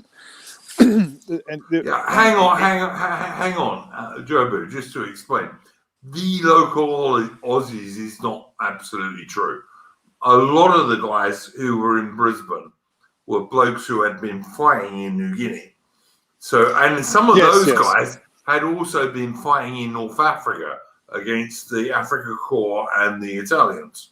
So some of these guys had been fighting for 3 years by the time they got down to Brisbane, and the Americans were trying to tell them, oh no, fuck off, cunt, you're nothing. And so some of these Aussie soldiers, understandably, got very, very angry. Sorry, Jake, I'm about halfway through that bottle of scotch, so forgive me. But so there was an incident where some Aussie guys were on the street chatting to a drunken American serviceman. There's these underlying tensions about the Yanks sleeping with Australian women. But yeah, there was an incident where an MP an American MP tried to arrest an American serviceman. The 3 Aussies did the Australian thing and said, "Oh, come on, mate, that's fucked up." Blah blah blah. They raised the American MP raised his baton to one of the Australians, and the Australians gave the MP a hiding. They chased him into a barracks, and an underlying thing there was a bunch of African American American servicemen in town trying to do the same thing as the rest of them. So there was an underlying racial element to that. So I read. And basically, it turned into a full-on riot, and Yanks were getting beaten up in the streets. The average Aussie man in the street was supporting the Australian servicemen, and the Americans actually called for machine guns at one point. Yeah, they did. But Jobo, to be fair, there were almost no average Aussie men in the street. Like almost every male Australian between 18 and 40 was in the army or the military anyway. Yeah, well, our old Thomas can throw a mean fist too, mate. But but look, to cut a long story short, we had to give the Yanks a hide in the Battle of Brisbane in the early 40s. So there we go. And I've been just warning. I've been trying to do Duke a favour and just have him recommend to his son that he keeps his hands in his pockets when he's doing his tour of duty through the nightclubs of Sydney or wherever he ends up, Well, Duke can take that advice or leave it. It's up to him. I will just leave it, partly because my son is, I think, engaged to an American girl because he was based there for 2 years. But if he decides to marry an Australian girl, I'll totally support him, and I guarantee you he won't be rude. What's that saying, mate? A woman in every port, or whatever it is. It's the Navy, mate. It's the Navy. It's just the Navy. On that note, I'm going to play us a new video. Wait one, chaps, and think something else. Where am I? There we go.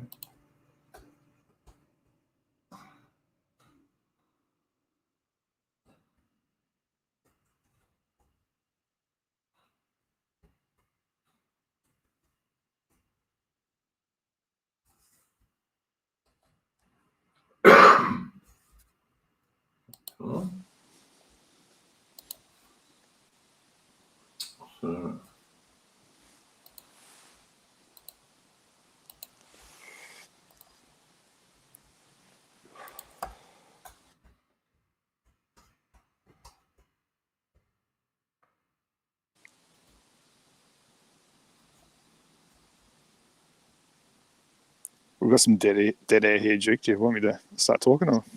Nah, man. Here we go. Where you want? No, hang on, that one won't work. Jesus Christ.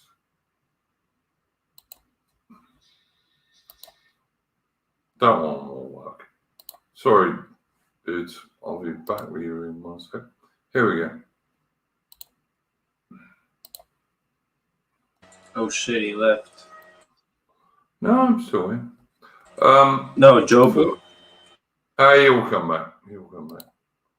This is one of the most gallant naval actions in the whole of naval history.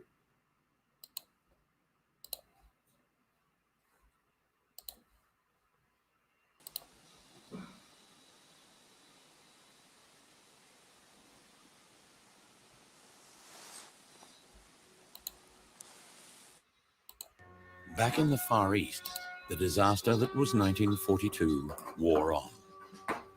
HMAS Yarra would be next to enter the cauldron, March 4 bearing witness to what many regard as the finest and bravest action in Australian naval history.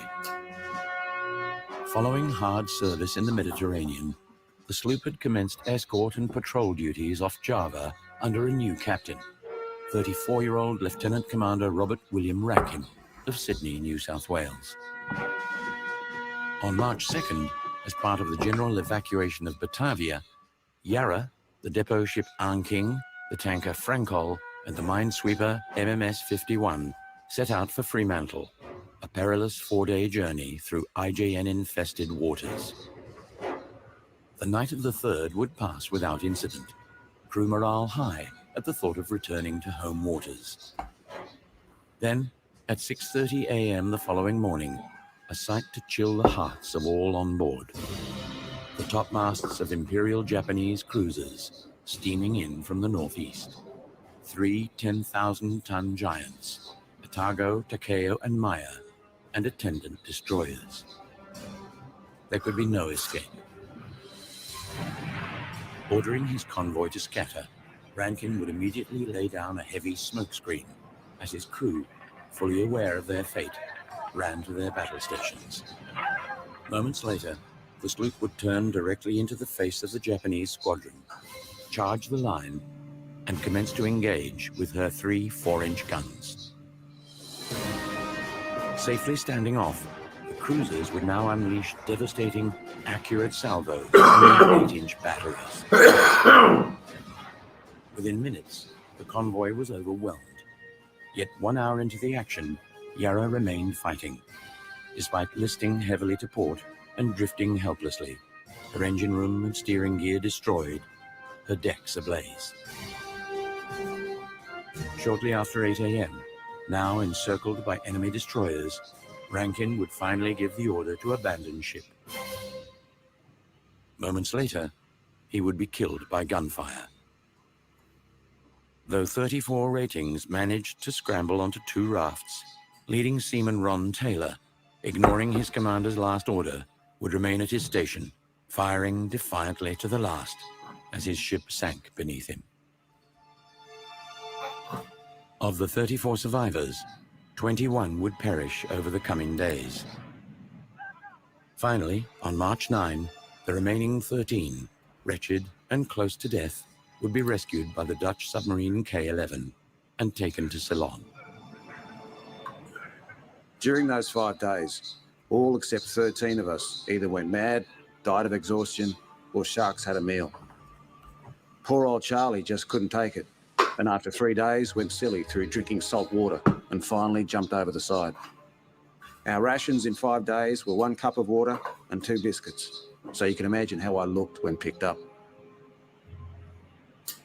If there's any one man and any ship's company that epitomises the spirit of the Royal Australian Navy, it's Robert Rankin and those who served on board HMAS Yarra.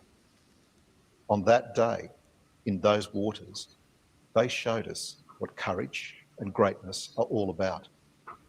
Their deeds ought to be remembered. They ought to be commemorated by anyone and everyone who's ever been to sea with the Royal Australian Navy, because these men are the things of which legends are made. That reminds me of the Robert Shaw's USS Indianapolis speech, Duke, in Jaws, which some of the guys in the chat might have seen. It's an interesting read. It's an interesting read about the real events behind that. That reminds me of that. Yeah, it does a bit, but like only the Royal Australian Navy did that. Like that sloop had 3 4-inch guns, and it attacked 3 Japanese Imperial Navy cruisers with 8-inch guns, and at least 4 Japanese Navy destroyers with more guns than she had, and all of them were like 10 knots faster. Like she had no chance whatever. That was just pure bravery. The Japanese weren't too popular around these parts, mate. A couple of thoughts come to mind. First off, like I said, my mother's mother was in a Japanese concentration camp during the war. And my mother tells the story about how because you know how they used to watch the matinee movies, the daytime movies, which were typically a lot of World War II stuff. And whenever the Japanese were on the telly, she used to apparently sit like this lovely little old Dutch lady used to sit there in front of the TV and just start swearing like fucking Japs. Like she hated them, and not without reason. But also, like I was thinking about this the other day, like you know the Returned Servicemen's League, the RSL in Australia. You've heard of that, I'm sure. When I was we're talking 90s here, so I would have been a teenager. They used to be quite the force, you know, from a cultural perspective. And do you remember Bruce Ruxton? I remember playing 2-Up. I remember, like, in the days you're talking about, like, playing 2-Up was a big deal. And the guys who would actually flip the coins and stuff, they were almost always either World War II or Korean veterans back in the day. Yeah, I used to march in the Anzac Day march with the old man and his mates. Yeah, when I was a kid. When I was a little kid. Very cool. Yeah, do you remember Bruce Ruxton? Were you around when he was around? The name rings a bell, but I'm not sure what he was. He was a ex-World War II serviceman and a very long time president of the RSL, and he was based. Let's put it that way, and used to warn about the Asianization of Australia. And there, for some reason, he came to my mind the other day, and it's a pity we don't have these old guys around. You know that generation is definitely dying off, and it's a real pity because they've got a very different and more realistic perspective of the world than we seem to have today. Yeah, I totally agree with that, mate. I'm not going to argue at all. Like I remember taking I've said before, I moved to Australia when I met this like really lovely Australian girl in South Africa, and one of the things she got me to do was to go around the Australian War Memorial in Canberra, which is like one of the best military museums in the world, I guess. But it certainly is. And like we were looking at some stuff. She was a nurse, like she was a nurse with a master's degree. So she was very upset about Nurse Bullwinkle being machine gunned by the Japanese. Now, of course, Nurse Bullwinkle was a lesbian and all sorts of other things. But and I didn't even understand this until my Australian nurse girl told me. That's just the deal, you know, like senior nurses in Australia tend to be lesbians, apparently. I didn't know that. Yeah, apparently they do. But she didn't care. Like, they're apparently not predatory, that like they just are. And Nurse Bullwinkle got machine gunned by the Japanese was a fairly well-known lesbian. But I mean, I don't care about that. I mean, No, that's not the point. Yeah, that's not the point. no, before that, she tended to Allied casualties, which is what nurses did.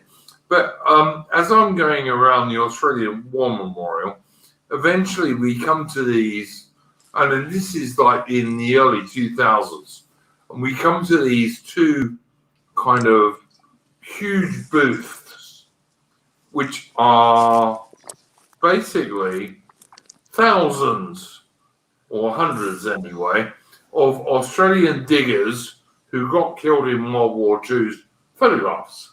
Yeah. Yeah. All and it's like a box or a cage or a booth, and you go into one and then you go into the other, and we walked through these, and there were these like 3 Japanese girls going through in front of us, and they started laughing, and I had to actually grab my Australian girl to stop her hitting them. So, you know, Aussie chicks are still, or can still be, pretty based.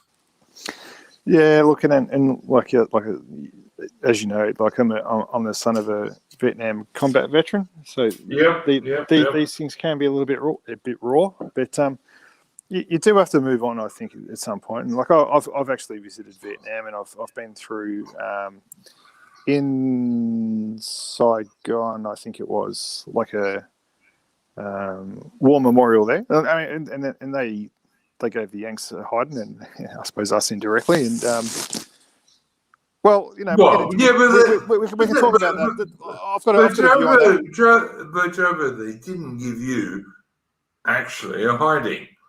The one time they tried to beat the fuck out of you, you won. So that's all right.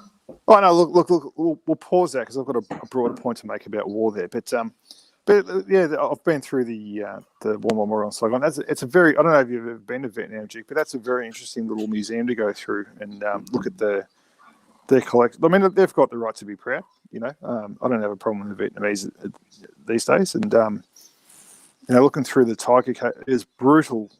Like the South Vietnamese versus the North Vietnamese is a brutal fucking war. Looking at the tiger cages and the communist propaganda posters at the time and all that sort of stuff. And yeah, but look, as far as the Americans and the Australians defeat in Vietnam, and you can apply the same thing to Iraq or Afghanistan. You can, my interpretation, and I've never served, so I'll put that out there. But you can't, like these globalist wars, you can't just go in and quote unquote defeat an enemy like you defeated the Germans. That the same rules don't apply. Like if you want to win a war in a place like that, you have to do what the Mongols did and just wipe out all the military age males, and that's going to buy you a period of peace. But eventually, they're going to start poking the bear. You know, so in terms of you're wrong, mate. The thing you should look at is the Falklands War. Yeah, but you're reclaiming territory as opposed to trying to invade and take over. Absolutely right. Another native population. Yeah. Absolutely that's also right. not like not a major war at all. Like that's just over a small island, so it was confined to a very like small region. Like you can't compare that to basically civilizational war.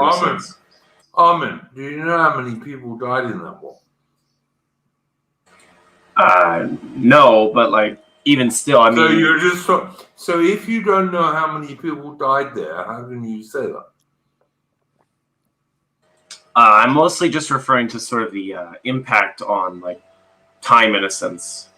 Well, like I'm not speaking about like I'm not. Listen. I'm not going to stop you being an idiot, but hang on. No, I'm not. I'm not going to stop you being an idiot, but you don't know how many people died there, so you really shouldn't say that, should you? Well, I mean, I thought we were talking about here, in like in the case of like how earlier Jobu was mentioning like the Mongol Empire. I thought we were mostly just talking about like how these things sort of impact like a time period, for instance. So I was just saying, like, well, maybe, but like I'm not talking about psychological impact. Any war man, can like cause that. I'm an Englishman, and like, if Britain hadn't have taken back the Falklands in 1982, like, I know many British people who regard Britain as absolutely fucked now. But if we hadn't have done that, we'd have been 5 times more fucked. Oh, you would have been cucked.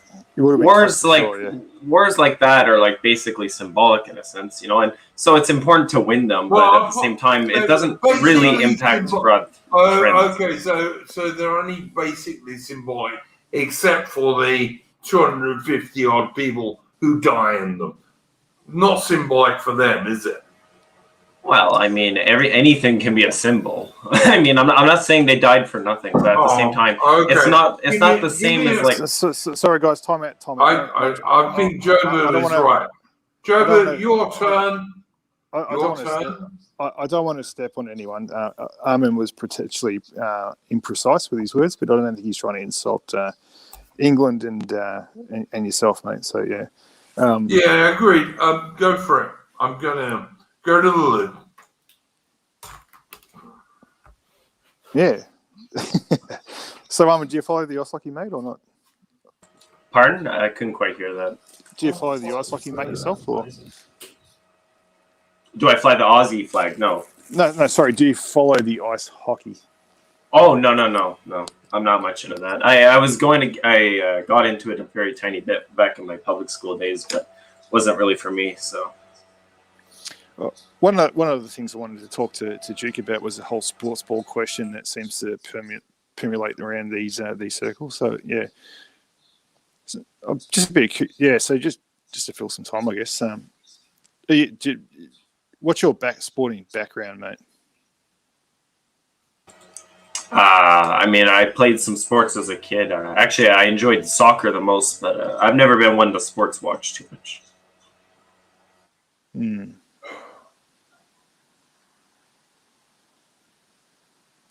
All right, so this is a fucking awkward moment, but yeah.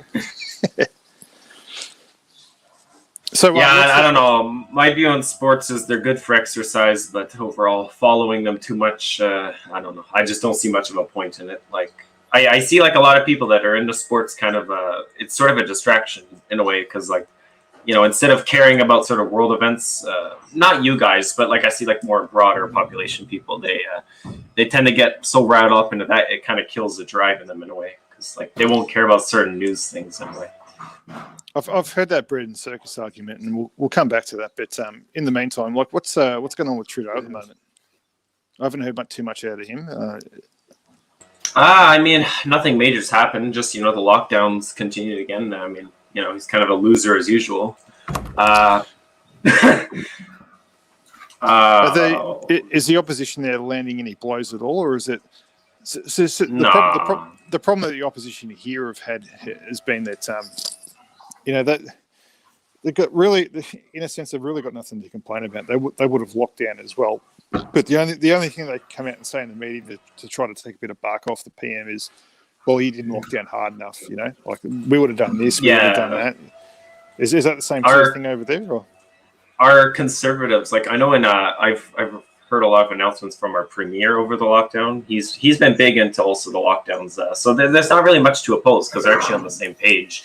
Actually, one of the big rhetorical devices that I keep hearing Ford use is basically, it's good. We needed this lockdown. Just a little more time. We needed this lockdown. That's one of the biggest things he's been saying in all his announcements is we need this lockdown. So I mean, there's not really much arguing happening here. It's all in agreement, really. Yeah, but when we first went into lockdown here,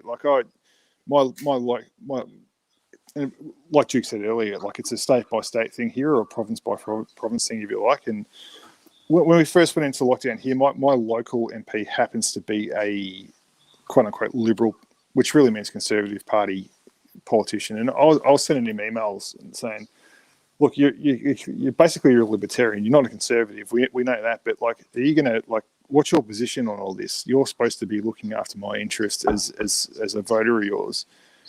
I don't agree with this. I don't agree with this lockdown. Like, have you got anything to say? Like, I haven't heard a fucking word out of you, you know. And that, you know, that's the problem we had at a state level, is that effectively, like, the two parties have been on the same page. You know, so I imagine that's the case in most places. Yeah, I mean, that's definitely the case in Canada. But I think it's a little naive when, I mean, I know it's like what it's meant to be, but when people say, oh, you're meant to represent my interests, I don't think it's been that way ever, to be honest. People say recently in modern era. I don't think that's been the purpose ever. You know, senatorial and parliament politics has always been a bloodbath. You know, you can just look back to the Roman period for that. It's never been about representing people. It's just another way of governing. And, you know, the state will always have its own interests. Juki, you back, mate? I am, mate. Just to Go lighten things up, mate. I thought you might like to change the topic. Go on. I thought you might like to talk about the art of seduction. All right. But if you like, but before I do that, I'm gonna prove the British Army, even a few years ago, used to have pretty good ads. And so did the Australian Army and the Canadian Army, by the way. But, you know, we'll do that. Here we go. I think Duke's as drunk as I am. So go ahead, mate.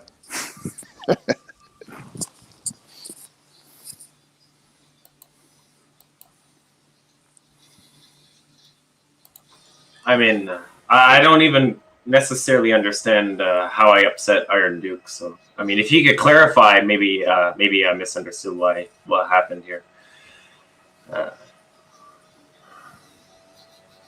Oh, for fuck's sake. Duke's he's not upset with you, Army. He's upset with YouTube at the moment, I think. So, yeah, you're cool, buddy. All right. I lost it. I'm going to have to do this again. And who said I was drunk? I'm not drunk at all. Well, only slightly, anyway. Oh, I'm drunk, mate. There's nothing wrong with admitting. No, man, I'm slightly drunk. I am, absolutely. But, like, I got nothing anti against either of you guys. I got huge amounts anti against everybody else, almost. But I'm going to play this because, like, this is what British Army ads used to look like. It's kind of also what Australian and Canadian Army ads used to look like. So I'm going to show it. I'm sure. Hang on, Joe. I'll bring it back in a minute. Where are we? There we go. Yeah.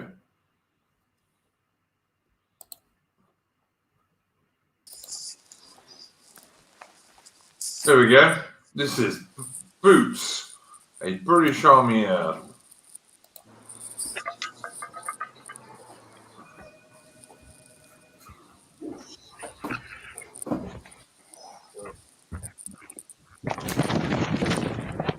Get it together! Get over! Straight through, go! There, lads, get him up. Good effort, well done. Hold it, mate. Yeah. Comfortable?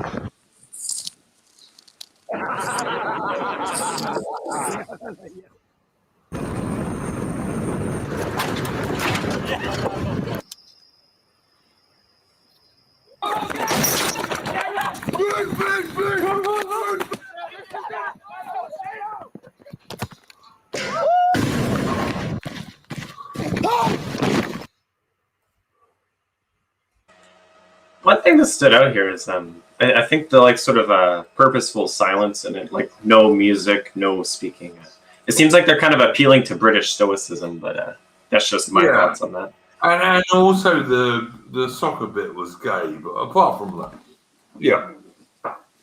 Because I always thought soccer was gay myself, but fuck, that's the only sport I ever liked. no, I always thought it was gay, mate. Honestly, soccer is like I don't know, like 14-year-old boys beat the best women's team that America can come up with. It's a gay sport. Like real good. The only good ball games are cricket, rugby union, and sex.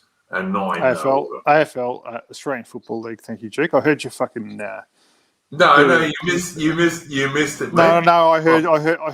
No, you missed it, dude. No, on a stream like a week ago, I heard your aerial ping pong comment, and I was highly offended. You can get fucked. I grew up playing that, so. Yeah, no, man. I think it's a great game, but I don't like it to watch. How can you like hockey but not soccer? I mean, if soccer was just a little more rougher and they allowed a bit of fighting and bumping a little more, that, mate. It would be basically the same. Soccer. Look, me and Gerbo are going to totally agree on soccer, because in soccer, a guy can pretend to hit you in the ankle, and you can pretend to be in agony for 15 minutes. Doesn't happen in most other games. Two points real quick. So I can relate to hockey partially through the fact I was dating a Toronto girl, but no, look, in terms of the sport itself, like it has the physical contact and the hip, like what we call hip and shoulders, which is really what do you call them? Hits in hockey. So I can relate to the physical contact in that, because we have that in AFL. And to Duke's point, it was interesting when the A-League down here, Duke, when they reconstituted the soccer league down here, Armin, and one thing that they tried to keep out of the game was the fucking diving, where someone blows a kiss at another player and they fall down and grab their ankle. Yeah. And the guy lies there in agony for 15 minutes. Yeah. They tried real hard to keep that out of the A-League games, because they were trying to sell that sport. Yeah, it didn't really work though. No, they did it. It worked for a couple of years, but they knew they were trying to sell into AFL and rugby markets, and eventually got that's why boys I just can't watch soccer, because that's fair. And most of the soccer fans in like Australia, I know, are kind of like Greek and Italian anyway. Or like expat Poms or whatever it is. Not even Poms. I can understand. I can understand why you would hate watching that then, and that, because I mean that is a very pussy thing. But I mean that's kind of a cultural thing. I think a lot of sports are going to go that direction eventually. I mean they've already tried like making hockey a lot less brutal than it is. They've been trying that for years now. Yeah. So I mean that's more of a. That's more like a cultural issue than a sports. But no, it's not. It's a concussion issue. It's a concussion issue. Yeah. Well, I mean, hang on, Jobu. It's not. It's more of a pussy issue, actually. Well, the thing is, Duke. Like I started watching ice hockey in 2013, and when I first started, when I first started, I was like, oh wow, like there's gonna be a fight, But when you see that over and over again, like, because they used to have, they don't really, it's been phased out of the game, but they used to have a guy in the team called an enforcer, who, and an enforcer couldn't play hockey for shit.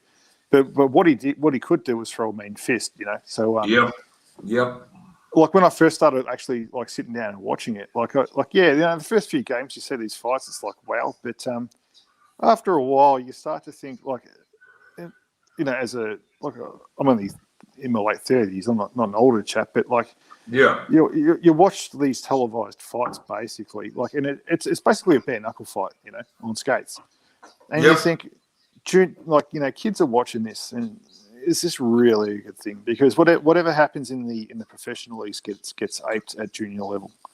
That's true. And that's true in AFL and it's true in hockey. Why is it bad? It's pointless. And from I've got a unique perspective because I'm basically a footy fan watching hockey, right? So yeah. AFL can be especially back in the 80s and 90s. And, could be a very, very rough sport. Yeah. Could be elbows in the face. Could be a very violent game, you know.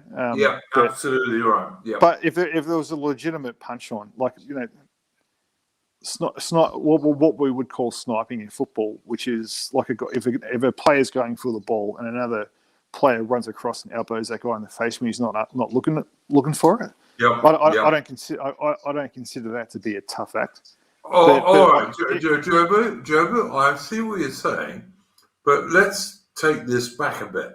And I copped a few of those playing footy. Mate, yeah, no, absolutely. Look, I play cricket, I play rugby union. I know what you're talking about. But let's take this back a bit. Can I just quickly just finish my point? Yeah, go for it. Go for it. Yes, sorry, but yeah, just so from my perspective, right? If there was, and occasionally in football there would be a legitimate punch on, right? But there was passion behind it. There was a reason behind it. I think there were a lot of punches. I think there were a lot of punches. No, there was in the past, but they weren't televised. No, some of them were, yeah, but it was because of a square up or something happened, and things escalated. Yeah, which is different to what Armin would know as these stage fights, where the enforcers have to justify their position, so they just have a fight for the fucking sake of it. Like, there's no. I didn't like that. As a footy fan watching hockey, if something happened in a game and it led to a fight, that's fine. But these just staged fights, for no reason, I didn't like it. I didn't like it, mate. Well, fair enough. I mean, I have no opinion on that. Armin, what do you think? It's sort of an honor perspective you're presenting, which is a very good thing in a sense. But at the same time, I think the more important thing now is that basically we're in such as Iron Duke would say, such like a pussy culture right now. It almost wouldn't be. It's not too bad to have a little more violence, even if it's not necessarily honorable, because any amount is kind of good in the culture at this point. So even if it is kind of like at the stake of honor is already kind of dead. So, it's better to have at least a little bit of violence. If a punch in the face keeps a feminist out of it, then I'm in favor of a punch in the face. I'm of the view that everything is political. So I don't think we have to look at it through a political lens. Everything. All of everything. Look, if you go back to,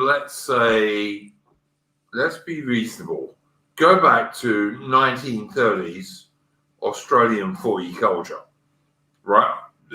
There was a lot of shit going on there. Bloodbath, absolute bloodbath. Yeah, absolutely there was. Jack Dyer, the captain, was called Captain Blood. Yeah, and if you could not do that, you could not be in an Australian footy team. It's a rough and tumble. It was very rough and tumble, mate. Yeah, right. And the same thing, as far as I can work out, was true of rugby union teams, rugby league teams, cricket teams even. Let's go back to, you all know about this, Jobo.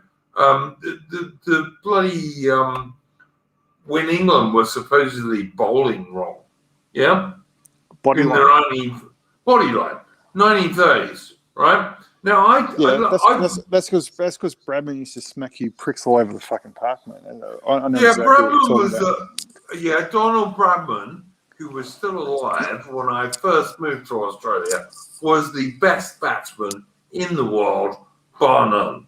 All right, my dad got taken by my granddad to Lords to just go and watch Donald Bradman. All right, so I totally agree on that. But that was an old British Commonwealth thing, because Bradman was he wasn't just an Australian hero. He was a British Commonwealth hero. Everyone loved him because he was the best batsman in the fucking world. But On the other hand, like leaving aside Don Bradman, like Bodyline, how was that worse than what Lillian Thompson did? Really? I don't feel that I need to justify myself to you as an Australian. Yeah, exactly. Because you can't. So you can't answer that. Okay, fair enough. Thank you.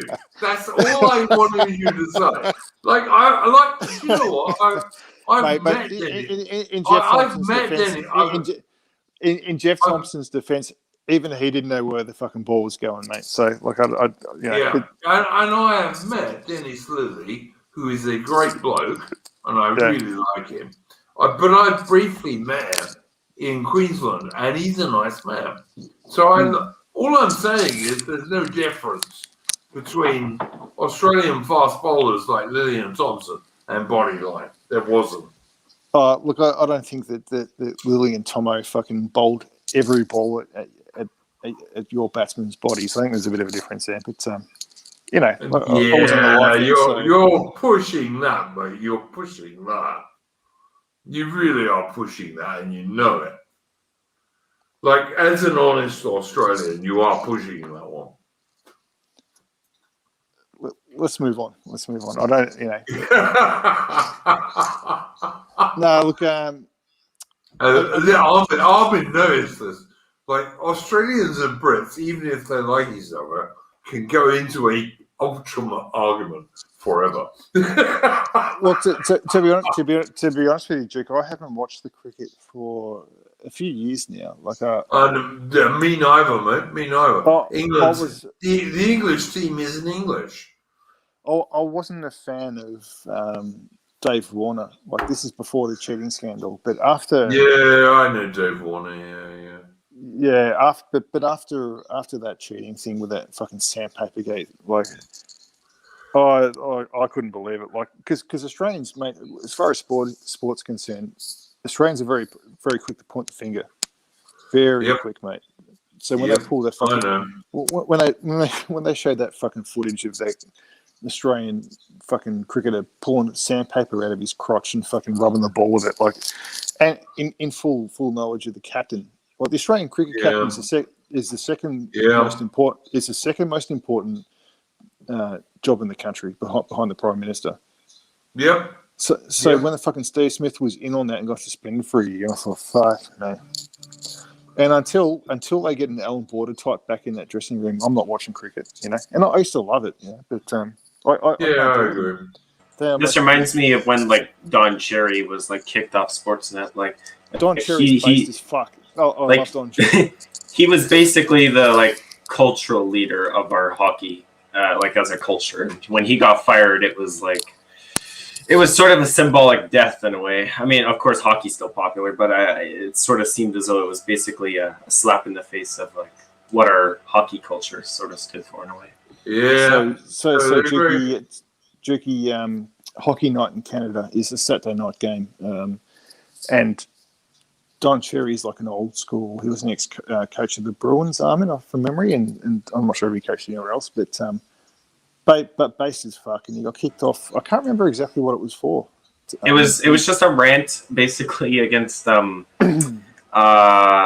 I think he said "you people," which for some reason is like such a hated phrase. I mean, I even say it in conversation, even referring to, like, people of my own sorts. I don't know why it's such an offensive term nowadays, but he said "you people" in some rant, and then he got kicked off.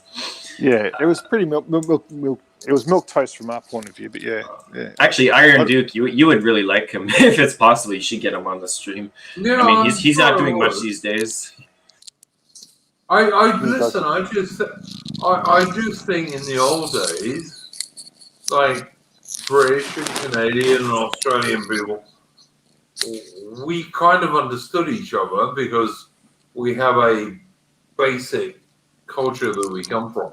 Yeah, no, he exemplifies that. Like, he's definitely in the old culture to an extent. You two would do well together. Cool. Oh, I'd happily do that. I think he's active. I think he has his own podcast. So I mean, it's not like he's like not open to sort of a platform. You should definitely get him invited. I've listened to clips from it. Yeah, it's quite good. Yeah. Armin, if you think he would come on the stream, please ask him. I'll happily have him on. What I would say now, I'll check it guys. out. Yeah, thanks, man. What I would happily say now is Australia going to win this war with China? Jobu, what do you think? We sort of covered this last time, mate. But like, I don't think we're talking land invasions here, but there's going to be a shooting match in the South China Sea at some point. Not yet. Yeah, absolutely. That's what I think. Yeah. But after what we talked about, mate, I've noticed a couple of little news clips based on the new aircraft carrier. I think Lizzie christened it recently from memory. Long time ago, but she is exercising at the moment, and then coming out. It's been in the news. It's been in the news. Yeah, whatever it was, it's been in the news. So it's heading down under. Yeah, so I have seen that post. Yeah, my son is serving on that warship. So yeah. Look, I mean, I actually did a bit of research before the stream, Juki, because you wanted to talk about the Australia China thing. And if I just go into my jacket pocket. Well, actually, let me be pure here. It's more on Australia, America, Japan, UK China thing. But yeah, okay. No, but I actually did a bit. I didn't get too autistic about it, but I did a bit of research just to about the trade war, Duke. So I'm just gonna. I don't know if you guys can hear that, but I've just got a couple of quick little points to go through just to give some of the foreigners on the stream a bit of an idea of what's been going on. I've just been joined by my 15-week-old kitten who's trying to take the bit of paper out of my hand, so just bear with me a second. So I'm just going to trundle through these quickly, Duke. So just give me a bit of RAM here, mate. But no worries, man. So the China-Australia trade war. Just going to hit a couple of points. So I saw an article from the 17th of May, sort of commemorating the first anniversary of the Australia-Chinese trade war, which obviously is a result of the COVID thing. In my view, China has marked us out as a target to basically send a shot across the bow of a lot of different countries that if you push too hard on the COVID thing, this is the sort of thing that's going to happen to you. So the trade war started on the 17th of May 2020 with China slapping a tariff of 80% on Australian barley exports to China. Now I'm just going to run through a couple of other interesting stats for various goods that we export to them. They're obviously a major market for us. So prior to the trade war, 1 in 5 coal ships in the port of Newcastle were bound for China. Today, that's 0, which is obviously a major export for us. Yeah, Newcastle's a pretty big town. Yeah, exports of Australian beef to China have dropped by 35%, which is bad luck for the Chinese and good news for Joe Boo, because our beef is some of the best in the world. I haven't tasted Aussie beef anywhere. Sorry, I haven't tasted beef anywhere better except Kobe in Japan. We've got us covered, but that's obviously costing our farmers quite a bit of dough at the moment.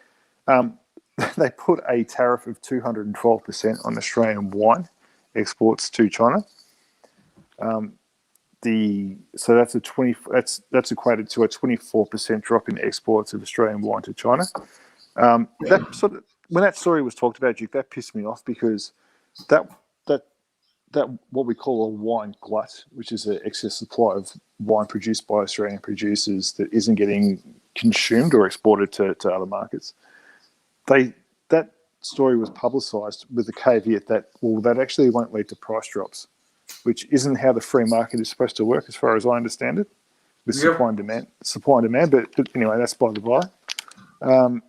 China has warned international students, which Australian universities are. It's like international students are like crack to Australian universities. They can't get enough of them. And tourists. So the China's warned them away from Australia. We're all racist, and that's fine by me. You'll recall the Australian war crime meme, where that meme was put out of an Australian soldier slitting the throat of an Afghani. Yeah, all crap. Yep. Total crap. Never happened. Pretty provocative, though. I would have thought that meme. Yeah, but never really happened. It was a total con job. Look, mate, I hate the chinks, so it's by the by for me. Exports of Australian iron ore have dropped 60% to China. And so they're putting the economic screws to us. Now, this is all kicked off by Australia being part of the push for a inquiry into where the COVID virus originated from. Going back to what we were talking before about the lab. Yep. Which seems like a bit of a moot point at the moment. But, and so an interesting development in the last month or so. So there's been, especially from a nationalist perspective, there's been a bit of an issue in that Chinese quote unquote investment has been buying up farmland across Australia. A reasonably low amount. I think it was the stat I saw from the news articles before was 2.4% of Australian farmland has been bought up by China. Now, from my perspective, which as an Australian, like 2.4% of Australian farmland, that's a huge area because Australia is as big as America minus Alaska. So it's a lot of ground. And we've got a big desert in the middle of the continent, Duke. So, it's a big place, but there's a lot of unareable land there. But, look, my mind always goes to what happens when push comes to shove.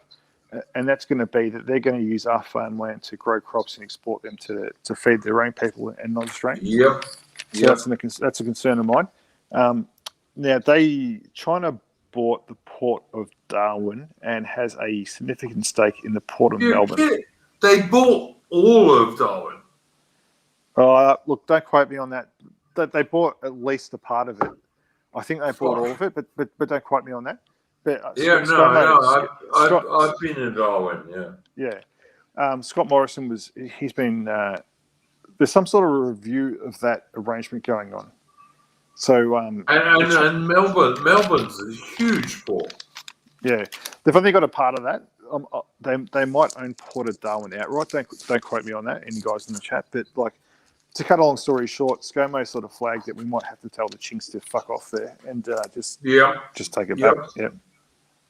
I don't know. I don't know how any country can sell off a port. That seems bizarre to me. But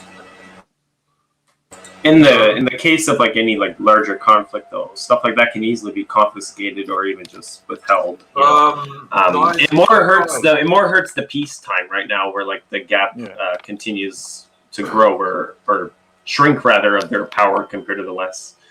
But in a wartime scenario, it doesn't matter too much. Yeah, but look, guys, that's the end of my little bit of paper here. But I suppose in summary, they've identified a few pressure points here, and they're putting maximum pressure on them. Yeah, I just think that Australia is so dependent on exports to China in terms of stuff from Australian mines and all this kind of stuff, and China is so determined to take over Taiwan, which is not by China, never has been really, but they're determined to do that. And America can't allow that, because if they do, America immediately becomes the second most powerful country in the world, which I don't think even pedophile, moronic, idiot, shitbag current US president can allow, not him, but the people who control him.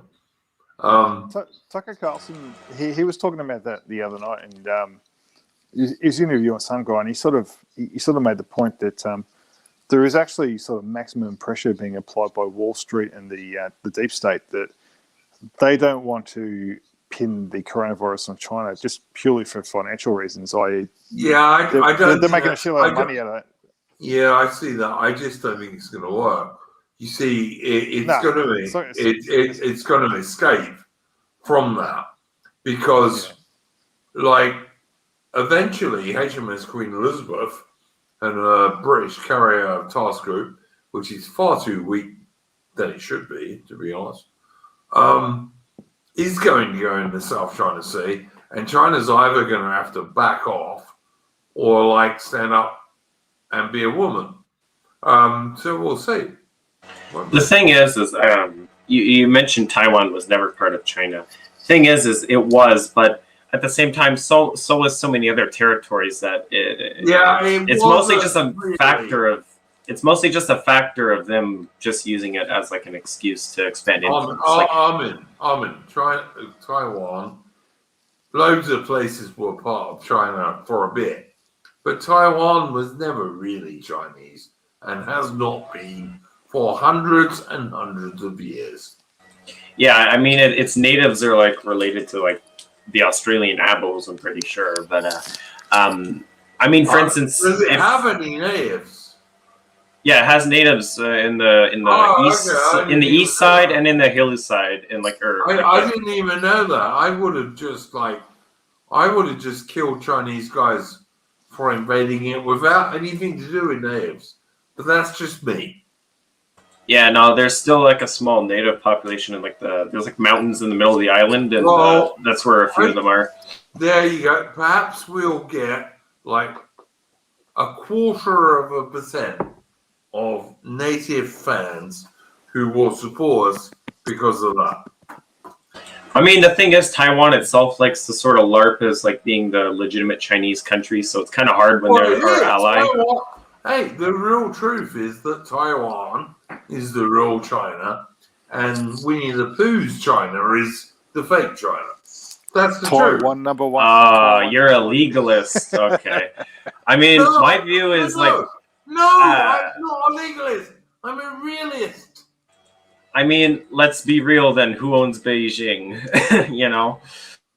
Well, anyone until we bomb the fuck out of it. But yeah. Look, you can support Taiwan owning China and be like, let's make them China again, like the proper one. But I mean, clearly the CCP is the real China in the moment. You know? I mean, China's went through regime changes since it first began as a country. You know, it's went through different dynasties, and now it's just the CCP dynasty. That's all it is now, right? Yeah, you can. CCP can fuck right off. Taiwan, number one. Absolutely right. No, yeah, Taiwan, that's cool. That's cool. one. But like, here's my issue. CCP number 10. Here's my issue. This is like, I'm not saying I like the CCP, but you know what this is like? This is like when an American says, and I'm pretty sure I've said this on the last stream. This is like when an American says, "No, the Ukraine owns Crimea. It doesn't own Crimea. You can support it taking it back.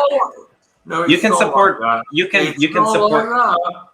You can support them taking it back, but that doesn't mean recognizing it as whatever matters. You know, like Armin, you're wrong. It's not that. It's not that. It really isn't.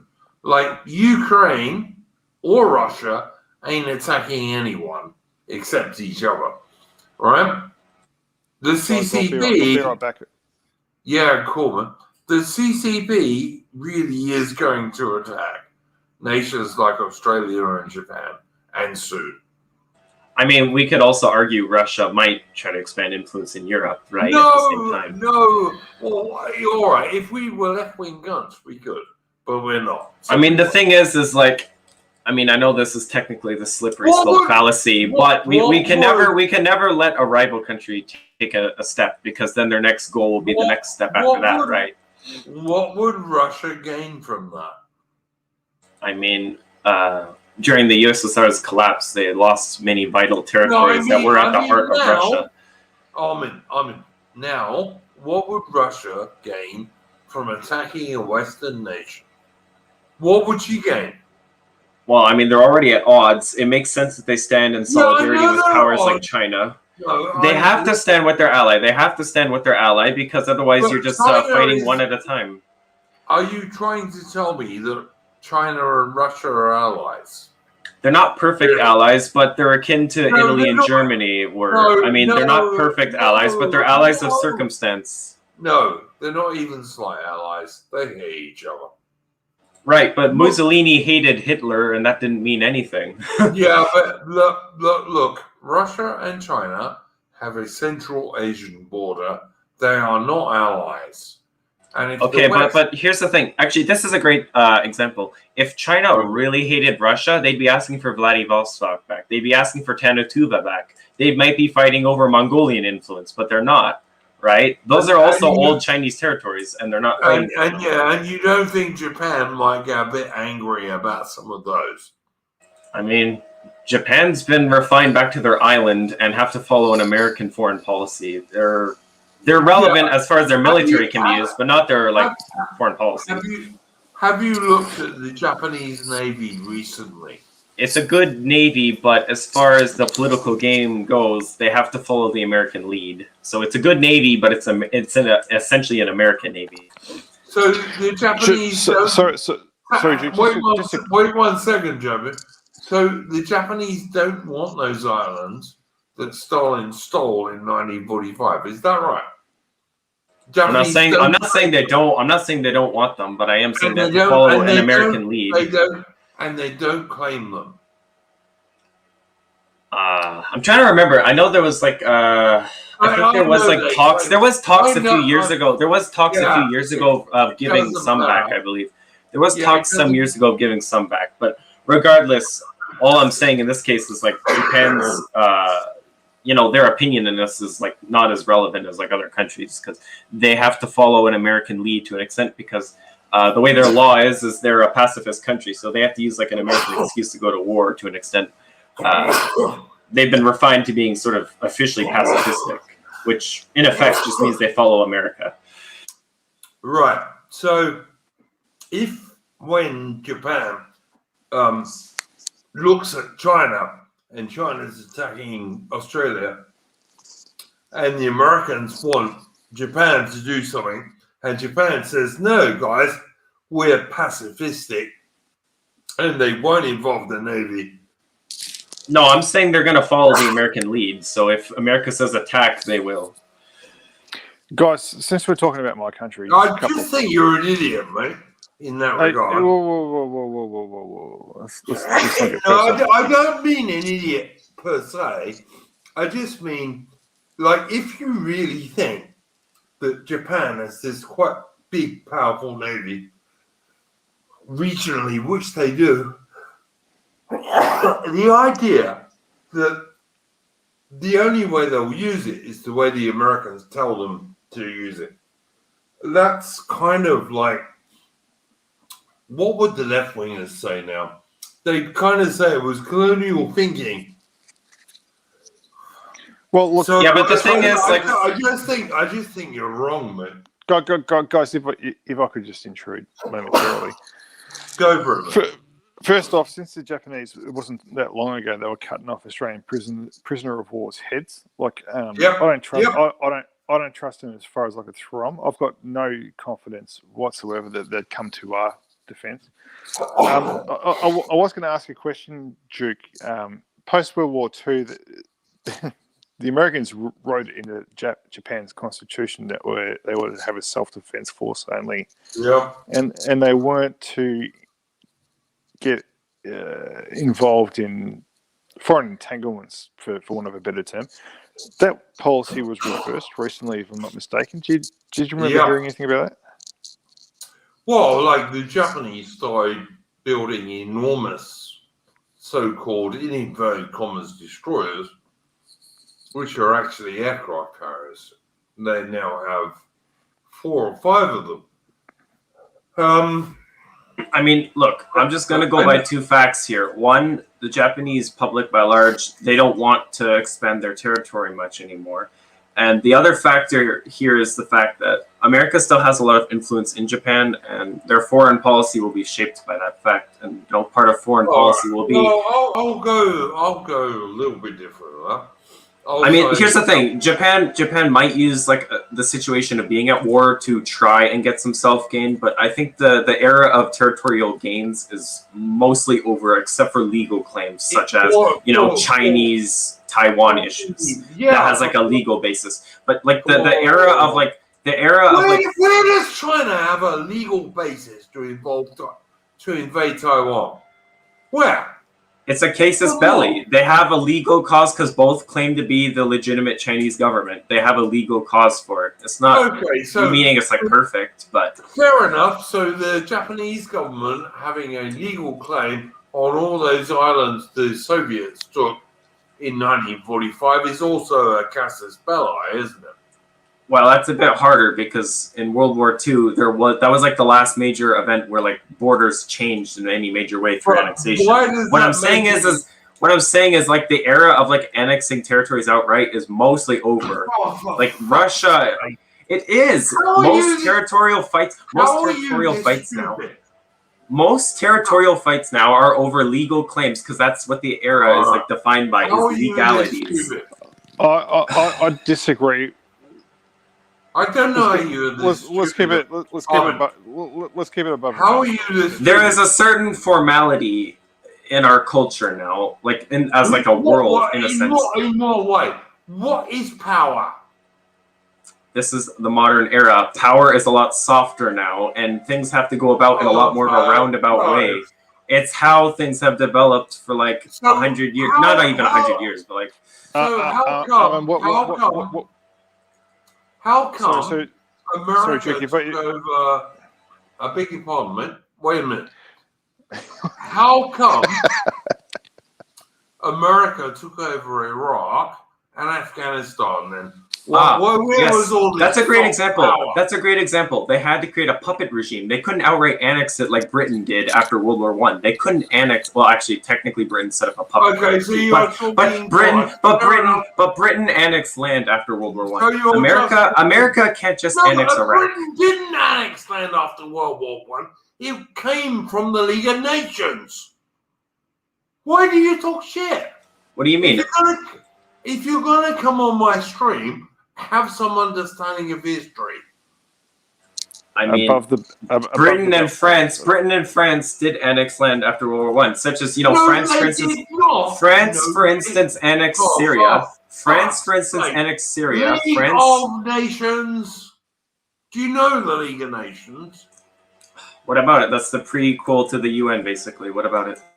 Yeah, before the even viler UN, absolutely. League of Nations. That's how Britain and France ended up with possessions after World War One. I'm sorry. That was their little legal claim, but they still own the lands they annexed. For fuck's sake. Yeah. And so the Americans' legal claim to Iraq was different how? Okay, look. What I see you saying is akin to saying like a country can just set up their own colony nowadays. It's not like America can just take over Afghanistan and start colonizing it. That era is over. Okay. It's not as easy to just outright annex these things. Wait. Let me get this clear, Armin. So what you're saying is that Britain and France after World War II didn't just take over various Middle Eastern places like Peshitt, Palestine, etc., but America in 2002 did take over Iraq, but kind of didn't. Is that what you're really saying? What I'm saying is the era of outright annexing is essentially over. There are countries trying to go against this, but by far and large, the trends of influence now are a lot softer. How stupid are you? I mean, just calling me stupid doesn't really prove a point. That's just okay. Like I could just say you're stupid and call it quits. I mean, that's not an argument. Guys, Armin, I'm sorry. Slow down. I don't mean to be rude, mate, but honestly, how can you not see like that Britain annexing Palestine in 1919 is the same thing as what the Americans did with Iraq and Afghanistan in 2003, etc. It's similar to an extent in the same way that so there's been a trend in history for a while now to make things look legally nice more and more. Yeah, And so yeah, look, yeah. they called, and this was like the League of Nations, so it was a lighter version of UN. So they claimed it as being a mandate, but it was still considered part of the British Empire. But you wouldn't say Iraq is part of the American Empire by any standard. Yes, you fucking would. For God's sake. Who? What politician's gonna say that outright? Which one's gonna say that outright? Everyone was half I'll say it outright there.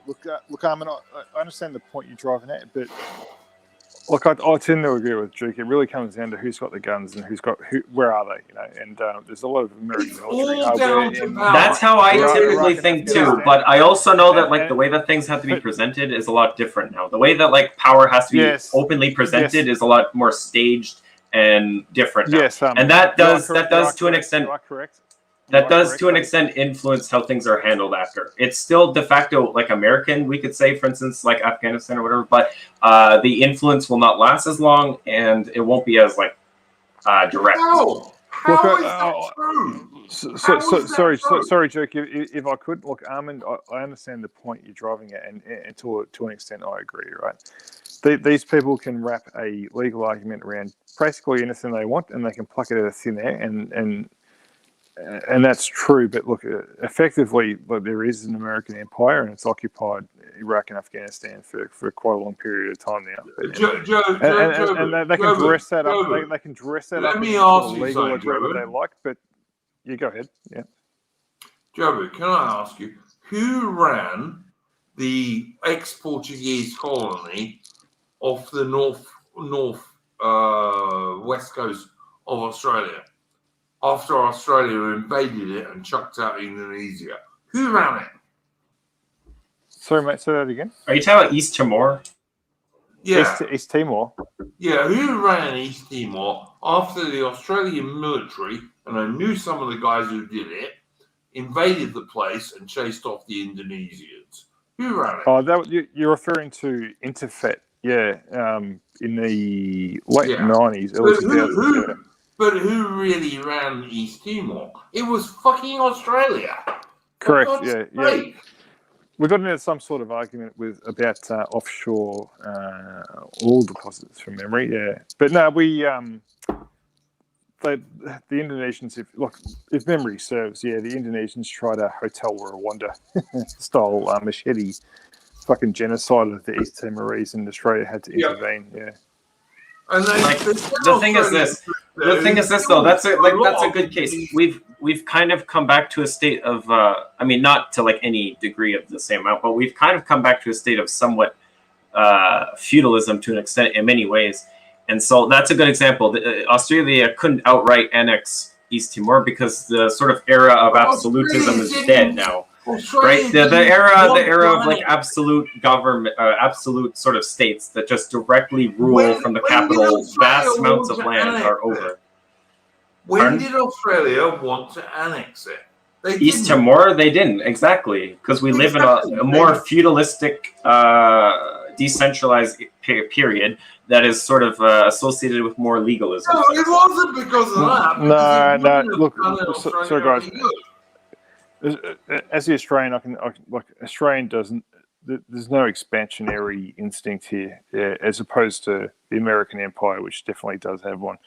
Well, at least the globalist aspect of it, yeah. So we didn't want to invade and hold East Timor. Like there was a legitimate concern around. Look, I hadn't thought about it a long time. You can see brought it up, but there was. If memory serves, the Indonesians had there's a bit of a proxy war, so to speak, and they had they were killing women and children. Yeah, that's right. Yeah, but there was roving gangs of assholes basically with machetes, trying to bully the East Timorese into accepting Indonesian rule, and Australia intervened. Yeah. That's my memory of that. Correct me if I'm wrong, but yeah. Yeah, they sent Australian soldiers. But to your point, as soon as the Indonesians saw actual real soldiers from Australia, they all fucking ran away. Yeah, but to your point, Duke, there was no expansionary underlying policy of Australia to take in hold land in East Timor. Right, that was a legitimate humanitarian mission. No globalist bullshit there. That was like there's some bad guys and we need to Well, go shoot them basically. it also, to be fair, it also like kind of made a very important place to the northwest of Australia, Australian, really, rather than. I mean, the fact that you like phrase it as a humanitarian issue itself kind of proves my point, because other than that being a casus belli, you know, I mean, just quickly, just very quickly, mate, just very quickly, but in that particular case, I don't say that cynically. Like, that was legitimately Australia styles itself as a policeman of the Pacific, or South Pacific, I should say. But in that case, that was a legitimate humanitarian mission, not empire with the cloak of a humanitarian mission.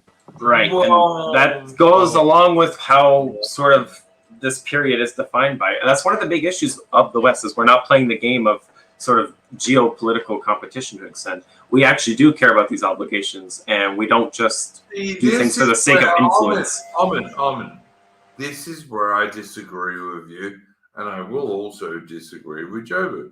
I believe that the Australian mission to East Timor was, for most Australians, a humanitarian mission. And it was good in that sense, because it did stop the fucking wank Indonesians killing loads of people. It did. But it was also part of the Western military mission, if you like. Now, I don't like much of it, because I'm not a big fan of America, but it's a real thing. Yeah, but where's the lasting presence in East Timor, though, to justify what you're saying? Go and find out who still runs East Timor, German, and I think you'll find it's mostly still Australians. Oh, look, yeah, I don't doubt for a moment as a nationalist that superior people will go in there and actually run it from a business point of view. But there's also Australian military and cops there still too. So the president is some like Spanish sounding guy. Look, just to arrive at the point, that's because these people can't fucking police themselves, mate. Like, let's be fucking serious here. I totally agree. Not let's be like we're, you know, if it wasn't for us, we'd be killing each other. So, you know, like, okay, so like right now the current president, and I don't know if the president is the most important role there, but right now the president is some like Spanish guy called, he's not actually Spanish, but his name is Spanish. Francisco Gutierrez. Portuguese. Oh yeah, fucking duh. Anyway, I fucked that up. Okay. Anyway, yeah, but like, here's my point. If this was like a period of like hard power politics, then simply put, we would have at least put just like some white Australian to be the president, and at most just annex the land. We have to go about power a lot less directly now. Why do we need to do that when the Australian military and cops still control the place? Because owning land directly always will give you more direct control, always, without exception. All right. If you say so, and I will just point out the thing I put up as a comment from Alan Bastard MP. We, I presume is when he says we, he's an Australian. We should take New Guinea back. And yeah, probably. Be better for the New Guinea people. I disagree, because we use them as a dumping ground for refugees and get around asylum seeker laws, so they can keep it. Yeah, I don't. Right. That, like, the thing is, like, setting up like a puppet regime is always sort of a trade-off in that way. And so, like you mentioned, it's good as like a refugee haven or whatever for some legal excuse. That'd be like a good example of where you might want to have like a puppet state rather than outright annexing. But you know, at the cost of that comes less direct influence. Right. We just give them the old AUD, mate, and that gets the job done. Yeah. But look, guys, it's your stream, mate. It's your stream. It's your stream. I'm not disputing that, but things have got a bit heated, and I wouldn't mind changing the subject. Just as something we can have a bit of fun with. We will all change the subject, but I will ask you one question. Do you know how many points there are in the Australian Federal Star on the Australian flag? Are you asking me or Jobu? No, I'm asking Jobu. He's an Aussie. You're not talking about the Southern Cross, are you? You're talking about the one The bottom big left-hand corner. The big star. Do you know why there's fucking hell, Duke. I didn't realize there was going to be trivia, mate. I think there's 6. No, I'll just tell you. One of them is for New Guinea. Really? Yeah, one of them is for New Guinea because Britain didn't want Australia to take over New Guinea, but Australia decided to do so prior to World War One because they didn't want Germany to take it, which unless Australia had have done, they would have.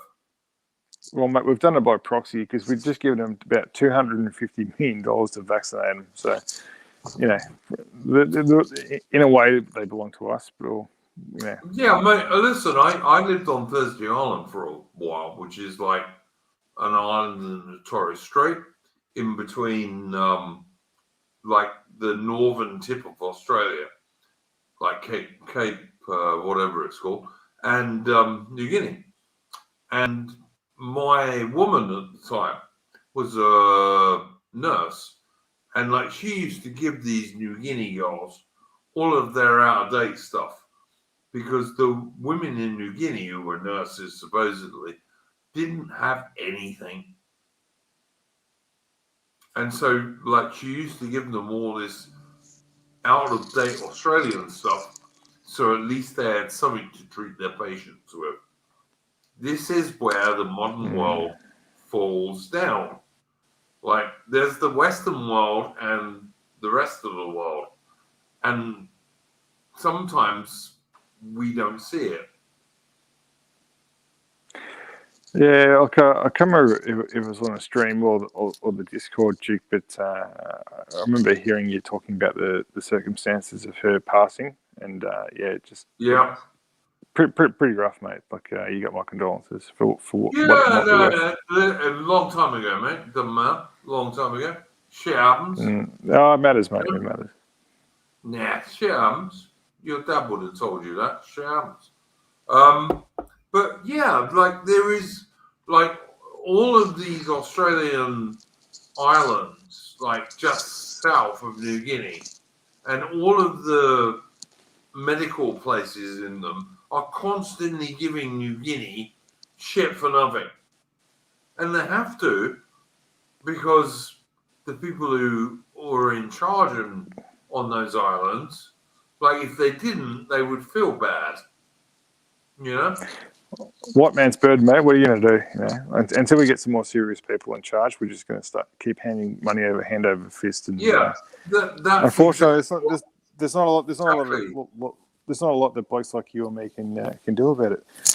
Actually, just to do it. At least we can acknowledge it, for God's sake. What I've found fucking bizarre is, like I said, just before the stream, like in the Discord, I just had ABC News 24 in front of me, which I never watch, right? But I saw it like in the Chevron pop up that US pledges to help rebuild Gaza. So, so they've financed both sides of that war, really, when you think about it. Like they've just restocked the Iron Dome, right?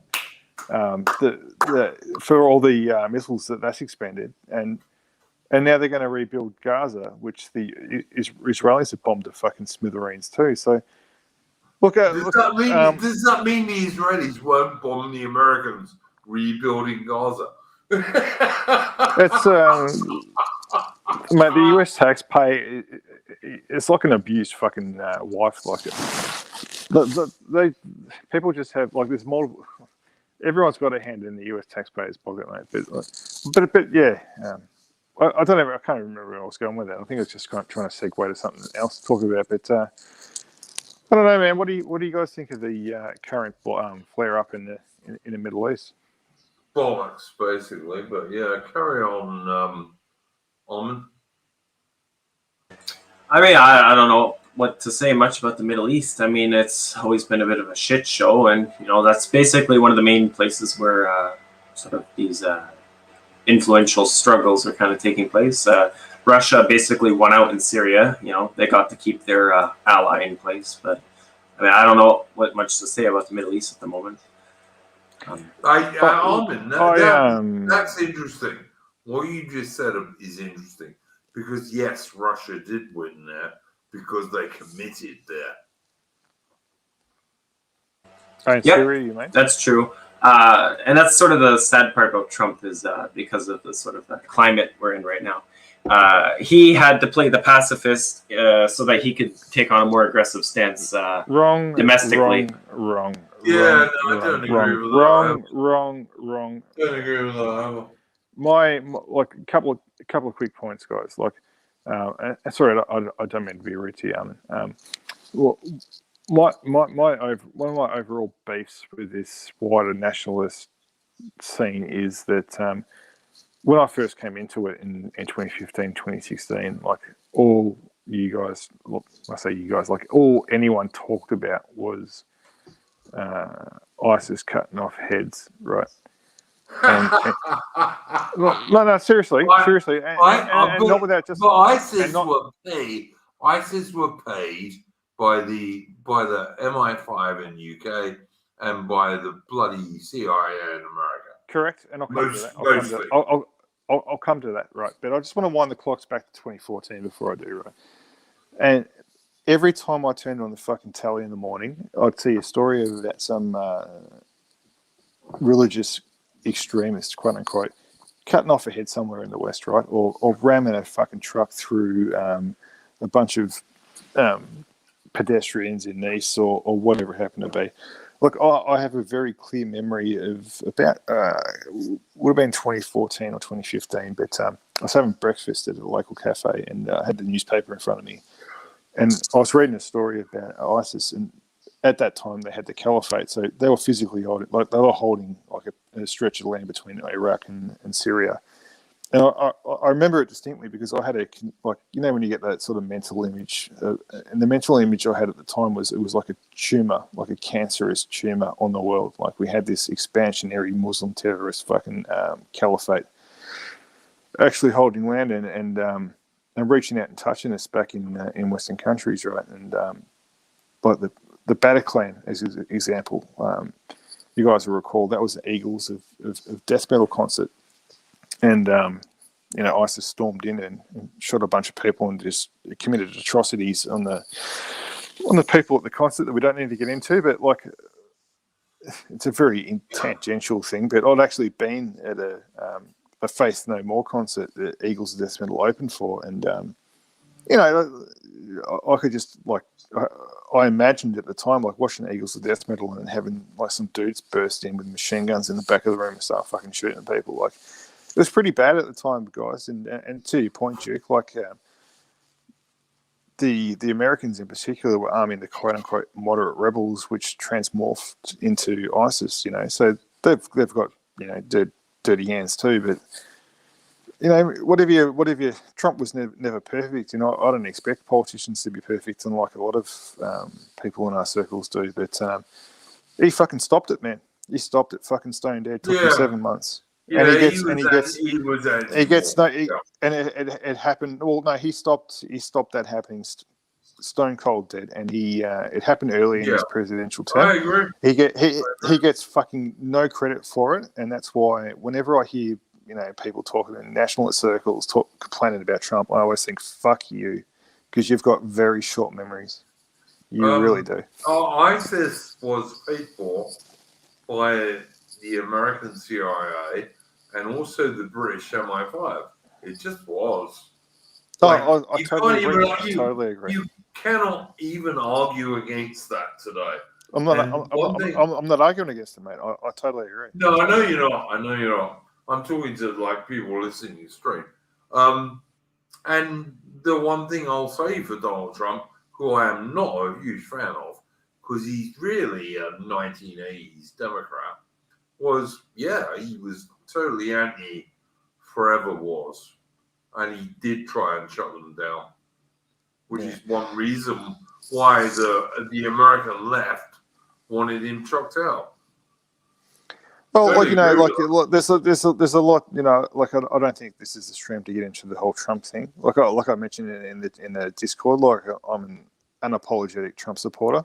But the one thing that does bug me is like from a wider sort of nationalist scene is that if you listen to like a Millennial Woes or Morgoth video or whatever video you like from 4 or 5 years ago, then that's all they used to talk about, and there's a reason why we don't talk about it now, and that reason has a name, and it's Donald J. Trump. And I don't mean to come across as a Trump sycophant, but that's one thing he does not get any credit for. And No, and I don't disagree, man. I think Trump, the one good thing he did, okay, he did quite a lot of good things for the American economy, but I don't really care about them because I'm not an American. But the one good thing he did in the world, well, actually, two. He was pro-Brexit. That was a good thing. And he was also absolutely anti-forever wars in the Middle East. And that was one reason why the left was absolutely desperate to get rid of him. For sure. Totally agree. All right. Now, would you like to talk about something we can have a bit of fun with? Oh, I don't know, man. Pick a subject. We'll do that. I was only half joking when I was talking about the art of seduction before. I've listened to like the last couple of streams, and you were talking about like how the age profile of the people that listen to your streams, Duke, it seems to skew quite very, young. very young, very young, very young. Yeah. And the whole not really surprisingly, because there's all these young men who don't know where to go, mate. You know that. Well, yeah. Well, that's the thing. Like you sort of when you're talking about trying to help out the younger guys, like I've got a particular view on that, and I just thought we could have a bit of fun tonight just talking about that. Go on, that'll be fun. Let's go for it. Your turn. All right, so just to I'm self-conscious talking about this subject in that I just want to sort of point out that like in as far as like dealing with guys in real life, like I couldn't give a fuck what anyone else thinks. Yeah, hang on though, Jobu, before you carry on, you're a married bloke who's got not married. Well, yeah, okay, you're in a I'm not relationship. married. I'm not married, but I might as well be. Like I've got the mortgage. Yeah, and the cats and everything, right? So yeah, fair enough. So all I'm trying to say is, Jobu is a guy who's in a relationship with a real woman and works quite hard. That's all I was trying to say. Nothing else. Yeah. So, but like I've got a bit of sympathy for the younger blokes because, like, just as far as my dating history is concerned, like, I was with a girl from about 19 to 22, and when she abandoned ship, mate, I was cast off into the cruel sea of the fucking single dating scene, mate. And women always do that. I didn't know what the fuck I was doing. I couldn't string fucking two words together. But when I was talking to girls, but like through Mrs. Lady Joe Boo didn't come along until I was 34, 35 or so. So I had quite a bit of time through my 20s and 30s on the single scene. Like, there was always a bit, like, I'm not trying to brag or anything, guys, but like there was always a bird of some description around, whether that be a short-term girlfriend or long-term girlfriend or friends with benefits or whatever you want to. The only reason I mentioned that though is the point I wanted to talk to was like as far as actually meeting women is concerned, that's something I just through necessity have quite a bit of experience in. So I've been listening to the streams you've been having when you've been talking with the Albion and Sojo and whoever else, and I haven't been on there, so I haven't had a chance to participate, Duke. So I thought I might take my chance here, mate. So yeah.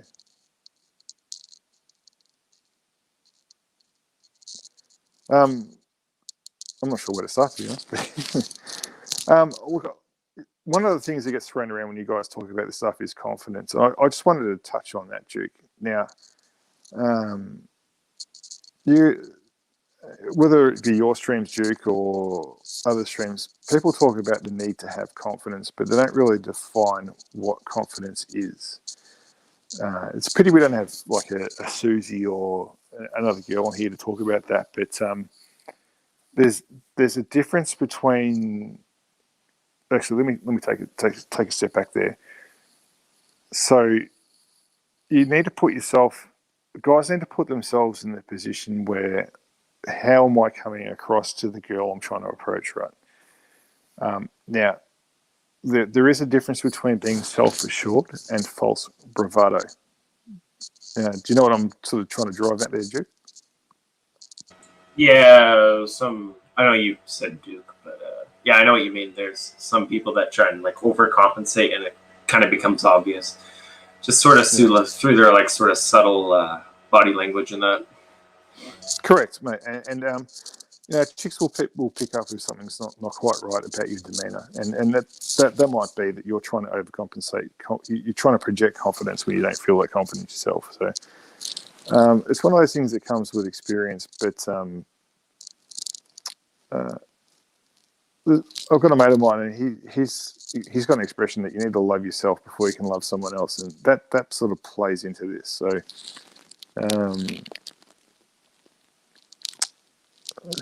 Just trying to think of how to describe what I'm trying to say. So, one of the things that I've noticed over the years is, like, if you wanted to get anywhere with a girl, she needs to feel comfortable. Now, there's a few different elements to that, right? But if you are trying to project yourself as being more confident than you actually are, then you're going to make her uncomfortable because she's going to sense that something's wrong. Jobu, could I make like a slight change to what you just said? Sorry, I was talking earlier, but I was muted because I'm a twat. But I would just say she doesn't need to feel confident. She needs to be wet. If she's wet, you can do what you like, mate. And I mean between her thighs. Yes, I know that, mate. But what I'm trying to say is, if the girl senses that something, if a girl isn't comfortable, she's not going to feel comfortable being in a guy's presence, and she will never be wet if she's not comfortable. Never, ever. Yeah. Well, what I'm trying to say is there's a difference between trying to be Tom Cruise in fucking Top Gun and you walk in singing "She's Lost That Love and Feeling." There's a big difference between that and just being self-assured in your. But hang on, let me finish, mate. Let me finish.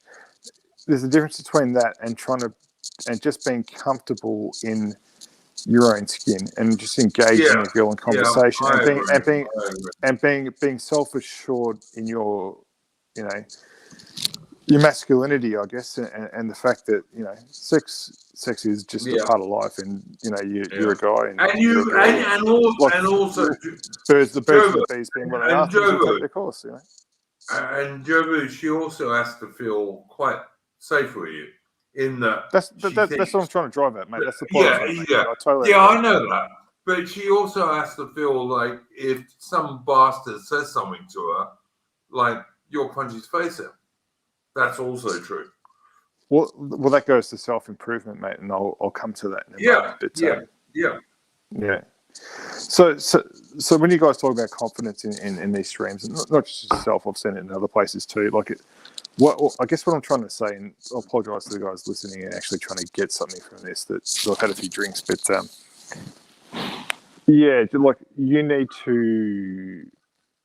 If you want to project yourself as being self-assured without being a fucking cockhead, basically, the steps you've got to take in yourself to make sure that you're in the right position, in as far as your appearance, as far as your demeanour, as far as your ability to convert a situation effectively, comes down to. And what I mean by that is that there's a few things that you can control. Right. First thing is your appearance. Right. Now, during my bachelor life, I was quite successful. Like, I don't want to get into that. That's not a brag. Like, I have natural advantages, and then I'm 6'3". He was just a handsome bastard who women threw themselves at. No, that's not. That, I'm not trying to say that. Like, there is some women. I'm joking. I know. No, I'm just trying not to come across like a twat, mate. But look, I had certain natural advantages. I'm 6'3", I'm 100 kilos, and I've got high cheekbones. Now, bear in mind though, and this is an important this is an important point too. There's some women that would throw rose petals at my feet, and there's some that wouldn't piss on my gums if their teeth were on fire. Even my teeth were on fire. But I bet the ones. Hang on, Joe. I bet the women who didn't really like you didn't really like either. No, sometimes, not all the time, but sometimes. Jesus. I've been rejected by women, Duke. I've got no shame in saying that. You're kidding me. No. Rejected by women. Oh, it's happened far more than you might think, mate. Fuck me, man. I've never. Do you know what? I've never been rejected by a woman in my entire life, and I am totally honest. And I'm totally honest. I believe you. And I will say also, I've never been betrayed by a woman in my entire life. And again, I'm totally honest. Well, I actually haven't been, but I don't envy anyone that has, mate. That'd be fucking bitter. Yeah, been there, done that. But yeah, okay. Yeah, but look. The point I'm trying to drive at is that just like, you know, Duke might be a blonde man, or I like brunettes, or whatever the case may be. Women have different preferences, right? And sometimes you might not fit that particular preference, but you fit the preference of some other girl, right? So guys, if you get rejected or you get the knockback, you get brushed off at a bar. Don't let it get to you. That's all I'm trying to say. But look, as far as the things, I just wanted to really just talk about the things that you can control, and we'll start off with appearance, right? So, like I said, I just happen to have certain natural advantages, but you know, there was periods where I was doing more exercise at times where I might not have been at other times. So, you know, my weight would fluctuate up and down, not too much, but like just within a certain range, right? And within that range, if I was fit and firing, like I'd notice that I'd get more attention from women than I would at times when I maybe wasn't looking after myself as well, right? So, you know, there's a whether it be with drinks or food or women, we taste. There's an expression that we taste with our eyes first. So you walk into a room, you see a pretty girl, and you think, wow, you know, you're tasting her with your eyes, so to speak, and that works the other way too. So,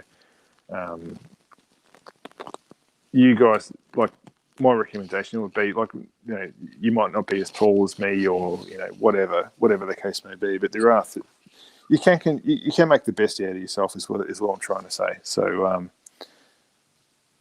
you know, get to the gym, do something like boxing, which is my particular drug of choice. But you might want to. Boxing's cool. Yeah, you might want to play football or basketball or cricket. I don't give a fuck what it is, but as long as you're up and moving around a couple of times a week, you're gonna keep yourself in the best shape you can, and that's gonna maximise your chances, right? And Duke, you've talked about boxing a little bit recently on streams, like, and that's just something that I've got some experience in.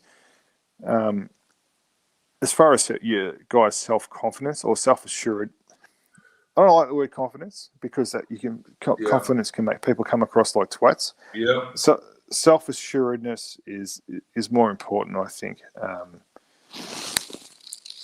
Look, as a guy, like I'm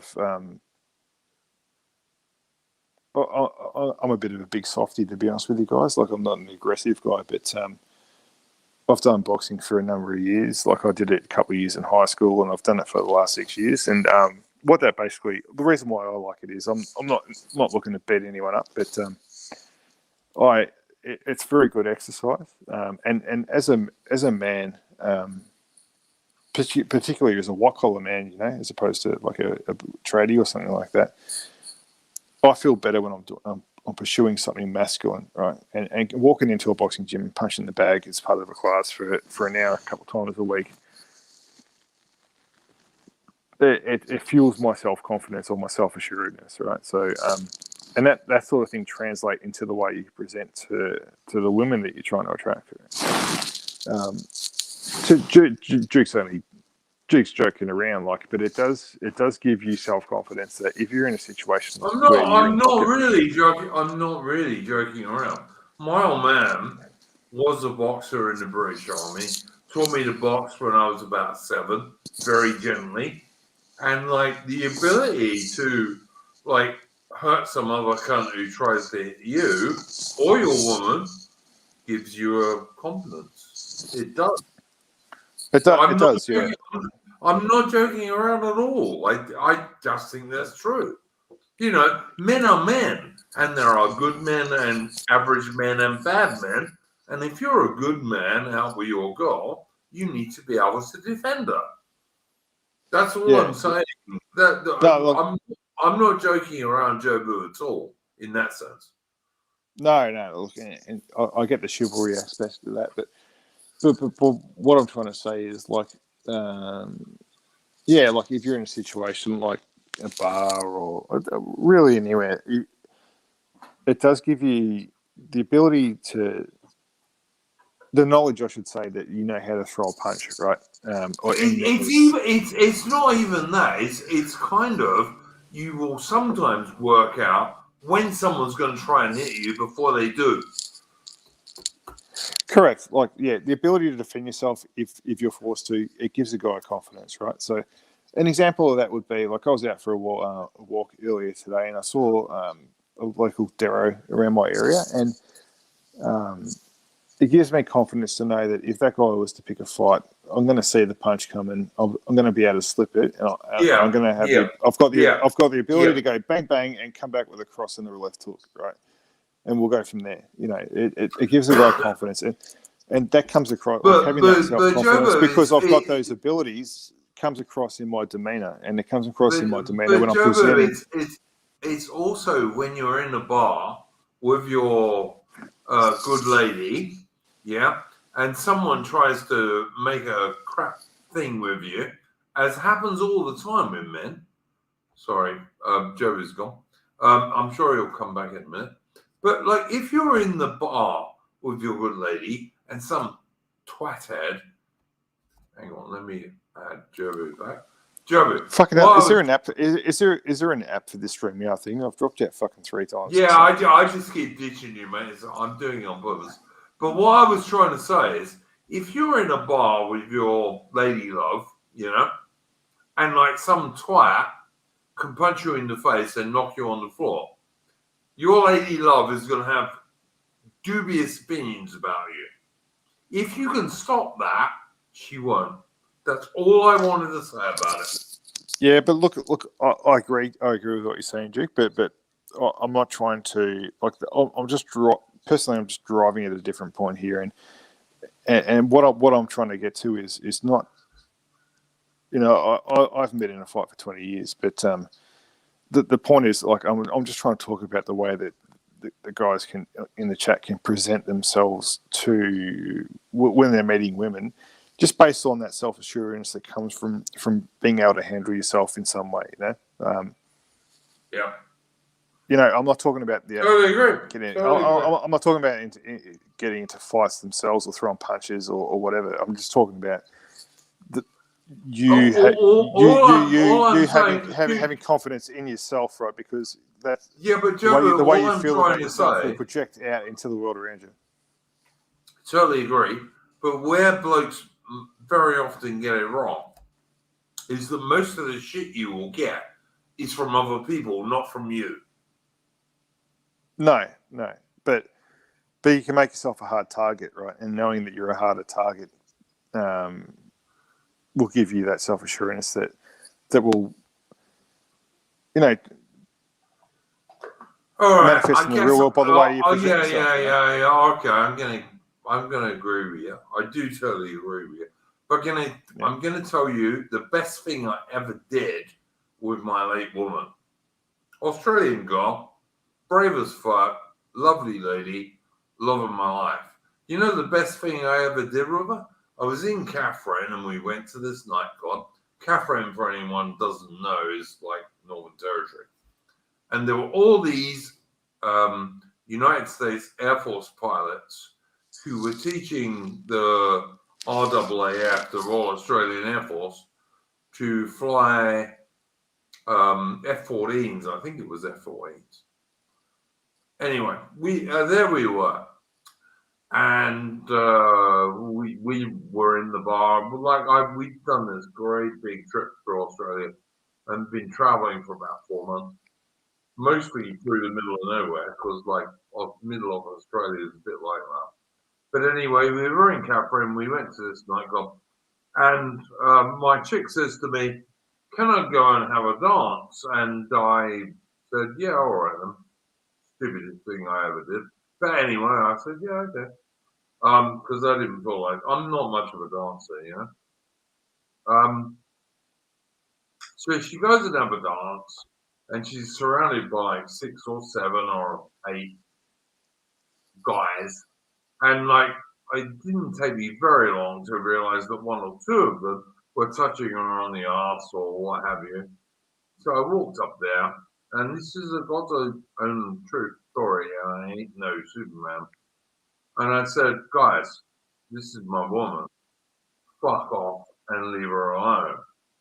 And she was really angry with me, and she remained really angry with me for about 2 hours, I think, if I remember.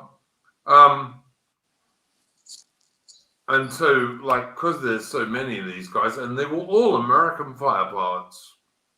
They really were all American fighter pilots. And they said, "What the fuck are you going to do?" I said, "Well, carry on, mate, and you'll find out." And do you know why they didn't do it? Because they knew they would take more casualties fighting me than not. And didn't really care about my shitty girl. Actually, my lovely girl, but you know what I mean. And afterwards, she turned around and said to me, "You embarrassing bastard! You fucking made me look like an idiot." No, I didn't. I made her look like this maiden who'd just been rescued. And 2 hours later, she was fine with it, but she didn't get it at the time. And I think a lot of modern young men don't get that.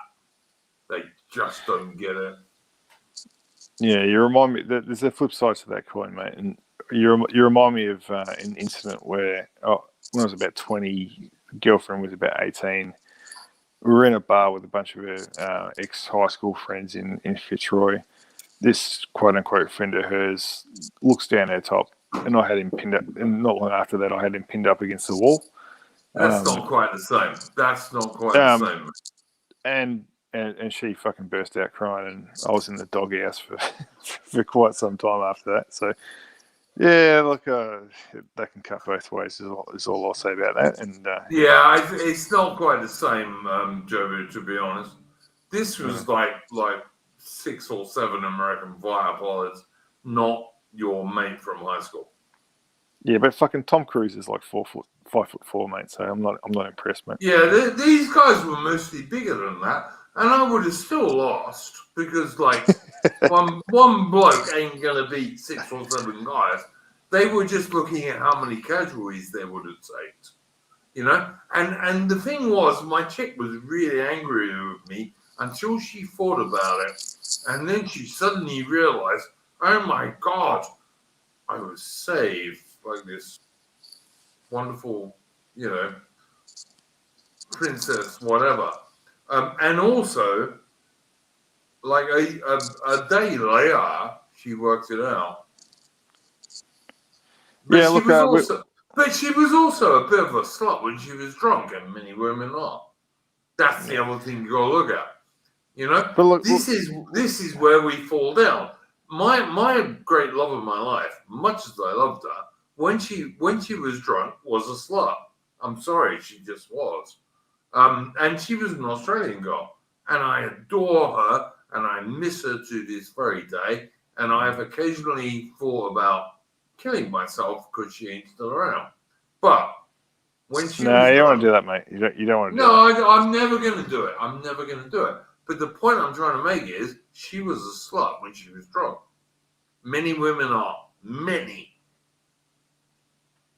I'm trying to give guys a realistic idea here. There's a lot of women who are sluts when they're drunk. They can be, man. They can be. But look. I sort of digress. Like the broader point I was trying to get to is like a bit of a Jordan Peterson thing, I guess. But like the point I was driving at is like, guys, as far as like many women and that sort of thing, is control the things that you can control. Control your appearance, control your demeanor through doing an activity that's going to give you self confidence, whether it be whatever the case may be. But and control your environment in terms of making a girl feel comfortable in your presence. There's multiple ways to do that. I'm a little bit. I've had a little bit too much good scotch, and I'm not being as articulate on this point as maybe I was planning to be. But and Duke's just sort of thrown a bit of a spanner in the works, to be honest. So let's move on. That's all right. Armin, what do you think about this stuff, mate? I mean, all your points make sense. What Jobu was saying regarding confidence, yeah, I definitely agree. Like, I can even just sort of see it in like how other guys act. I think that's one of the issues with incels. It's not even like it's not even necessarily a lack of confidence. It's almost like too energetic a form. I think Barn Door said that earlier on YouTube. Calm confidence. So yeah, that's basically the key. Just personal experience. I know in high school there was a broad fucking falling over me head over heels because of that sort of a comfort level in a sense. So yeah, no comment. Just makes sense. I agree. Yeah. Look. All right. Just to finish it off quickly, like you can be 5'10" or 6'3" or whatever that whatever the case may be. You're born with your physical attributes, but there is a range between you sitting on your fucking ass on the couch, being an incel, or being active in some way and making the best out of yourself. And if be a man. Yeah. If you want to attract the opposite sex, then there is an effort you need to put into these things, and yeah. We'll circle back on this when we're not drunk, Duke. I think. Yeah. Yeah. I'm not drunk. I don't think you are either. I'm pretty cozy, mate. Yeah. You're actually very like coherent right now. Like you're not slurring at all. Absolutely, you sound cool, man. I'm putting up a front, mate. Actually, I have to go piss. I'll be right back. But Jobu is in Australia, and Australians are well known for their ability to drink rum, ride horses in the middle of the outback, and all this stuff. But I just say, Jobu, I think it is mainly a matter of confidence and being a man. And the other thing I'd say, which I would ask you about, is be a fucking leader. Women want leaders. Yeah, look, I agree, and that doesn't mean we've got to retake Constantinople or something like that. But like you've got to just be good if we could, but yeah, you've just got to have your shit sorted. You just got to have your shit sorted. You've got to be in control of the situation. Like if you and her need to get it from point A to point B, you need to know that and understand how you're going to get there. That's an inarticulate way of saying it, but like.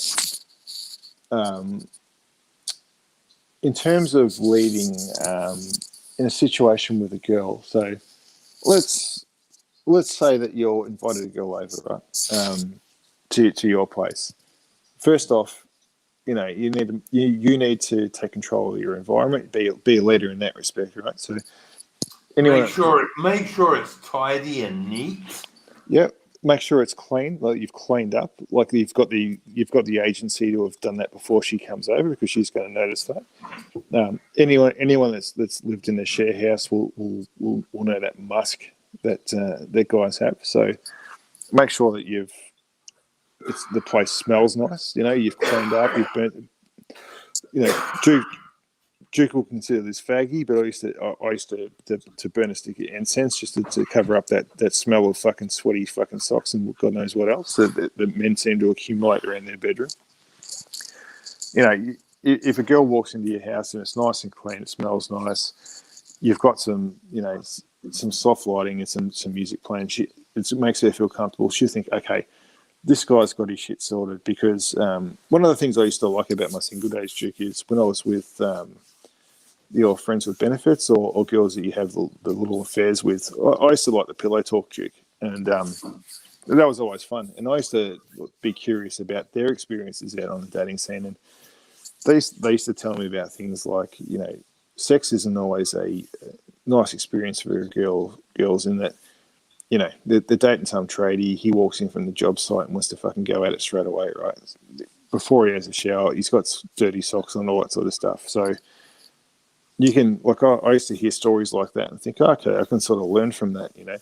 So make sure that you have a shower before she comes over. Make sure that you smell nice. Make sure that you've got a nice smelling apartment or whatever it is. Make sure that everything's neat and tidy, like you said, Duke. You know, present yourself to her as being a leader, like you said, or just being in control of the situation by providing a nice, comfortable environment for her. They're the sort of things that you sort of learn over time as you go through your single life. That you know, it's a low effort thing to do, but high payback, I'd say. What do you reckon, Duke? I would say, oh God, what would I say? Be a man, basically. Yeah. Just be a man. Like, she won't really care about stuff like, if you got, like, women I used to say, oh man, you only smell of soap and tobacco, or soap and tobacco and whiskey. And none of them had any problem with that, you know? Well, Jake, when you say, like, what I'm trying to do here is when you throw out something like be a man, I'm trying to go to the next level down into explaining. Yeah, I check you, man. Yeah, it's hard. Yeah. Because you're talking about guys who don't have any dads. Yeah, or just like not even that, mate. But like I said before, like I was cast adrift on the cruel sea of the single life when I was 22, and I had fucking no idea what I was doing. So yeah. And it is a cruel sea, you know. So what I'm trying to impart is mate, I haven't seen my ma since I was 6. So you know. So I'm just trying to impart some of the lessons I learned over time to some of the I guys. totally agree, mate. Nothing you have said has been bad advice. It's all been good. Yeah. Worry. You said something. You said something important though when you said you smell of soap and whiskey and whatever. Like like for the guys in the chat, like whenever you meet a girl and you get that smell. I used to love the smell of their hair, Duke, like that nice shampoo smell, that soap and water smell, little bit of perfume, you know, like they used to drive me fucking nuts, you know. And the same applies to the opposite, you know, like women don't care. Women largely don't care if you smell of things like whiskey and tobacco, so long as you mostly smell of smoke. So long as you mostly smell of soap. Yeah, well, nicotine. You've got to be tobacco. clean. The tobacco smell has fallen out of favour a little bit, but to your point, Duke, like, yeah, you got to smell clean and just have a little whiff of fucking aftershave. About a small amount. Yeah. Every fucking young guy I know goes overboard on aftershave. You do a couple of dabs. Guys. That's all you need. Women like men who smell like men. Yeah. One of the things you got to be in touch with is your sensual side. I don't mean that in a fucking sleazy way. I'm talking about just your like smell, you know, taste, you know, blah blah blah. So if you like the way a girl smells when she's looking after herself with cleanliness and a little bit of perfume, same applies the other way, boys. So yeah, but just you don't have to do the perfume stuff. You just have to do soap, man. I'm talking aftershave. big time soap, and a little tiny bit of aftershave. Yeah, I think a lot of guys do a little too much perfume and other scented products. Yeah. Half the women you meet will like the smell of things like cigars and whiskey because it will remind them of their dad. Yeah, we're actually very that's important. We're actually very pheromonal creatures. I remember actually one of the things that the person in high school who was after me, she mentioned a lot how she liked my smell. Like that was like her big thing that she kept saying. Like scent, we're big scent animals actually. People always say, dogs are so much better. People say like all these other animals are so much better than us at scent, but really scent plays a big part in like our social dynamics. And it's a bigger deal for women than it is for men. But you see, because we're guys, most girls will have some idea about cigars and whiskey and this stuff from their dads. And I don't really want to get into the psychological stuff about this, but by and large, most women like blokes who more or less smell like their dad did. They just do. That's the point I'm driving at, guys. Like, there's some guys, especially when they're younger and they're around their mates, they sort of look down their nose at being conscious of stuff like this, like being clean and having a nice aftershave, or like I said before, burning a bit of incense in their house before a girl comes over. Yeah, totally true. And people might try to insult me like for saying that, but I was too busy getting laid to care, so fuck you. Like, you've got to disregard, like, and this goes to not to pick on Sojo, obviously, but so like you guys were talking a couple of weeks ago about. I hope you're not going to take Sojo off. He's my no. I'm not. I'm just using him as a straw man because you guys were talking about dressing well, right? And Sojo. I can't remember the context about why it brought it up, but he was saying that you don't want to necessarily dress where you elevate yourself above your mates in the social group. You don't want to dress above them. I remember that. Yeah, and I remember in the Discord, because I wasn't on the stream, I disagree with that because. Me too. You want to, like, there's the peacock principle where you want to. There's nothing wrong with like presenting well in a social situation like that. And if you look better than your mates and you meet a group of girls, then you're dressed better than your mates and you meet a group of girls, and they'll notice that, and you give yourself a better chance. And like I said, it's a cruel world. It's a cruel world. Totally take every advantage you can get. And like I said in the Discord, if one of your mates makes a self-conscious on their part, crack at the fact that you've put a collared shirt on and they haven't. Just say, well, that's okay. Maybe I'll dress like a fucking slob next time. But totally in the meantime, I'm going to go talk to this girl, and you can go home to Mrs. Palmer and enjoy that. Mate, when I was in the army, I didn't dress like the average squatty. I much more dressed like the average Gurkha rifle guys did, with like a pair of slacks and a sports coat and a good tie. That's how the Gurkha rifles dressed. I didn't do it because of them. I did it because that's how I dressed before I joined the army. And like you would occasionally get a bloke turn around and say to me, "Well, you're dressed like a middle class bastard." And I'd say, "Yeah, and." I'm totally agree with you, mate. You're totally right. And Sojo is totally wrong because he's never not been in that situation. I want to be very clear. I'm not having a crack. I've got no reason to have a crack at Sojo. It's just a point of conversation. Sojo is my mate. If you don't think he's my mate, slag him off and see how far you get. No. But no, I'm not talking to you, man. I'm talking to people in the audience. Yeah. But I think you're totally right about that. Yeah, look, I mean, I'm not quite of the same generation as you, Duke, but like in my day, it was put a fucking collared shirt on.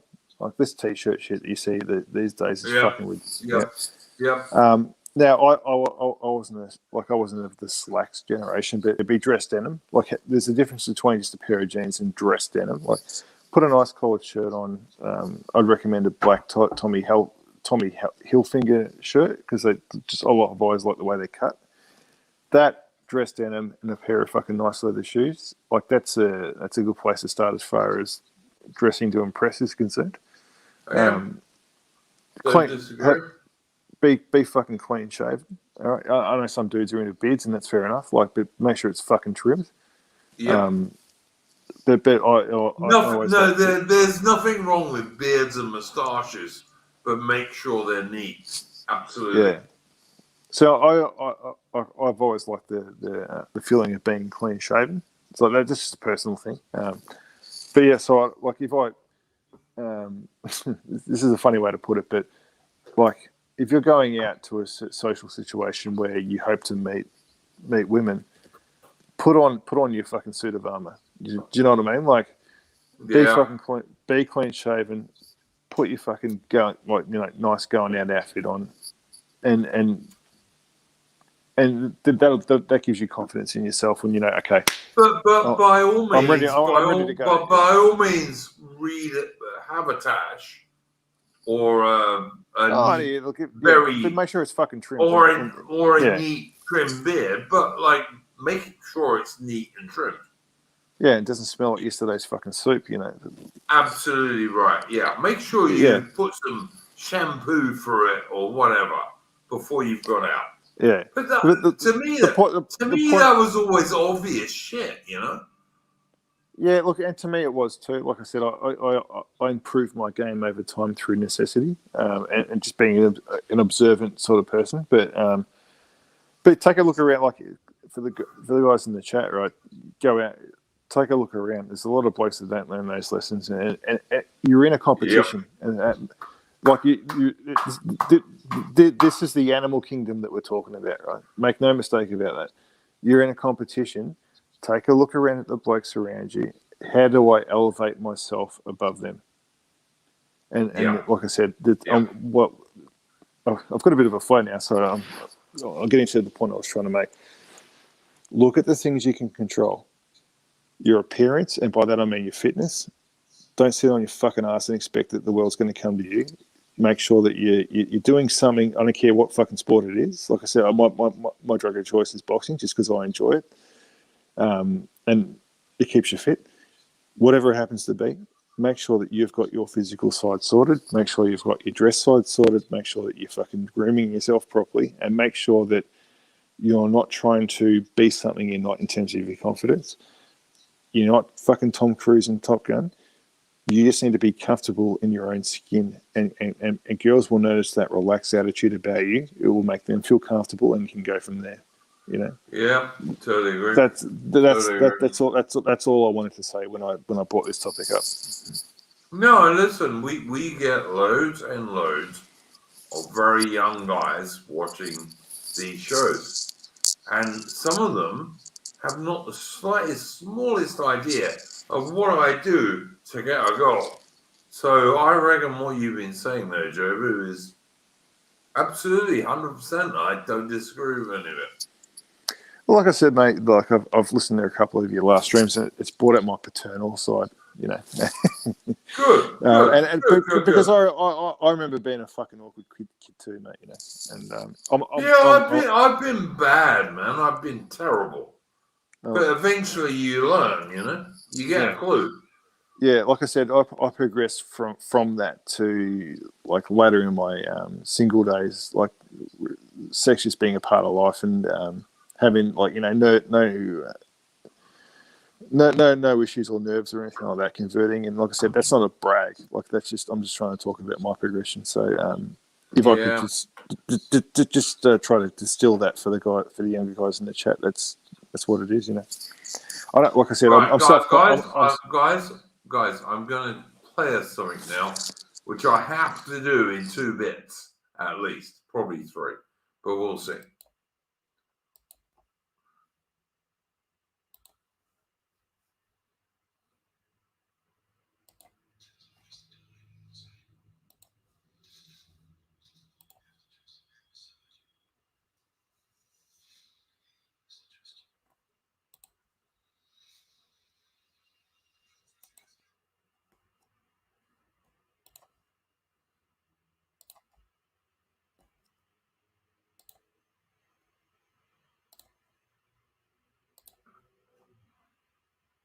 In the battalion. Major Smith and stuff, as they say. I should be in command of other professionals. I see you brought your tortoise, Murray. He's my mate. Yet I find myself here, breastfeeding a bunch of kids. All units, prepare for enemy attack.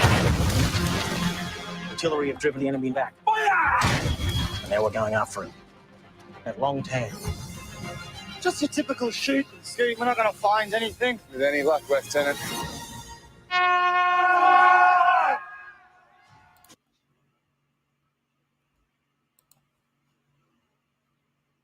Okay, so that's my first stop. We'll do another one in a moment. Yeah, Jobu's gone again. He'll be back, though, probably. Yeah, I know you will. No worries. Sorry, Jobu. That was the first stop on that stream. I'm going to do another one now.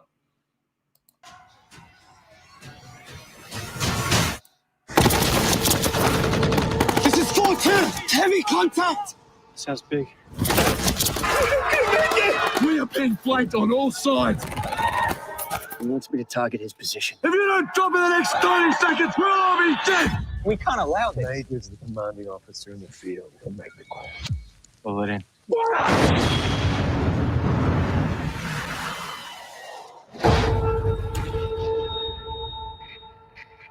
Bob, can you hear me, mate?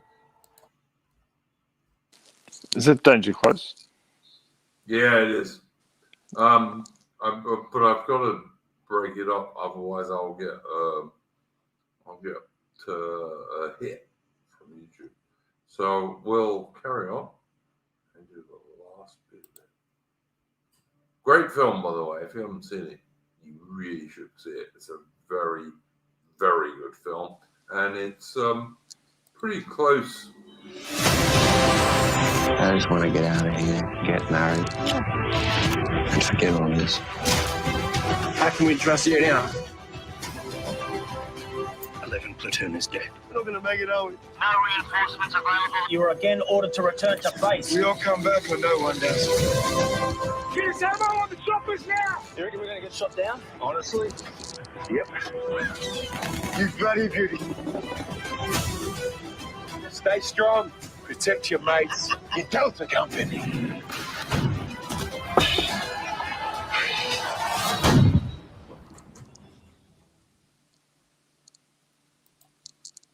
All right, that's an excellent movie, guys. If you haven't seen it, Danger Close, Battle of Long Tan, 2019. Fucking great film. And it sticks very, very closely to what really happened. So I thought I would play that. And then I'll ask my fellow guests, what do you reckon, guys? I don't know, mate. I think I've dribbled enough shit for tonight. I thought you did very well. You gave a lot of good advice to young men. Armin, got anything to say, man? No, I'm basically the same as Jobu. I'm basically drawing a blank at this point, but it's been a good stream. Yeah, I think we do good streams on this, but if I could only get a few more of them off. Like, I can manage a British Splendid Isolation stream every week. What I would like to manage to do is to do one of these Old Commonwealth streams every month. If I could do that, I'd be happy. Yeah, I can definitely do that. It just it'd be good if we could get other people, like you were saying, as well. I mean, I did invite some people to the server, but it doesn't seem like any were up for joining in the meantime. No worries. Well, maybe what would help actually with that is if you could give like a week's notice or like whatever, so more people have time to plan it out or whatever. Okay. Yeah, fair enough. I will take that on board and see what I can do next time. Okay, guys. Very nice of you two fellas to join us. And I'm going to finish this with an Australian tune, as I very often do. So, where are we? Yeah.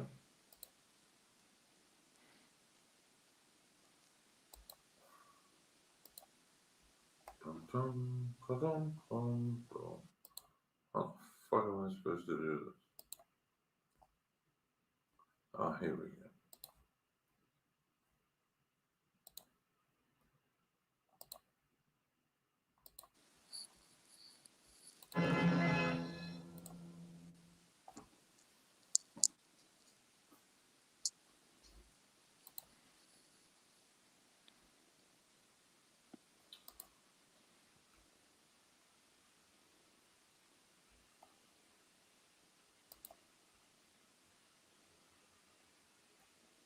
It's not working.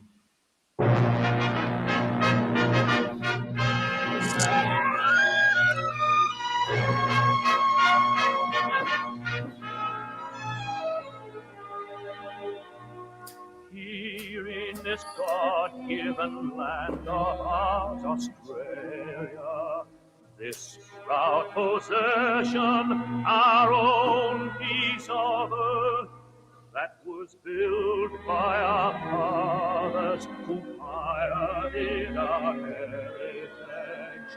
Here in Australia, the land of our birth. God bless Australia, God Australia, home of the Anzac, the strong and the free.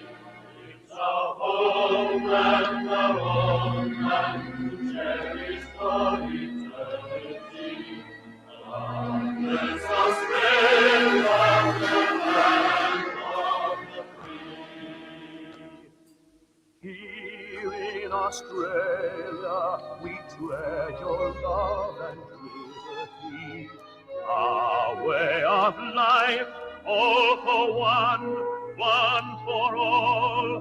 We're a peace, loving race, but should danger ever threaten us, let the world know we will answer the call. God bless Australia, God Australia, home of the Anzac, the strong and the free. It's our homeland, our homeland, to cherish for eternity. God bless Australia, the land of the free. God bless Australia, our land Australia, home of the Anzac, the strong and the free. It's our homeland, our homeland, to cherish for eternity. God bless Australia, the land of the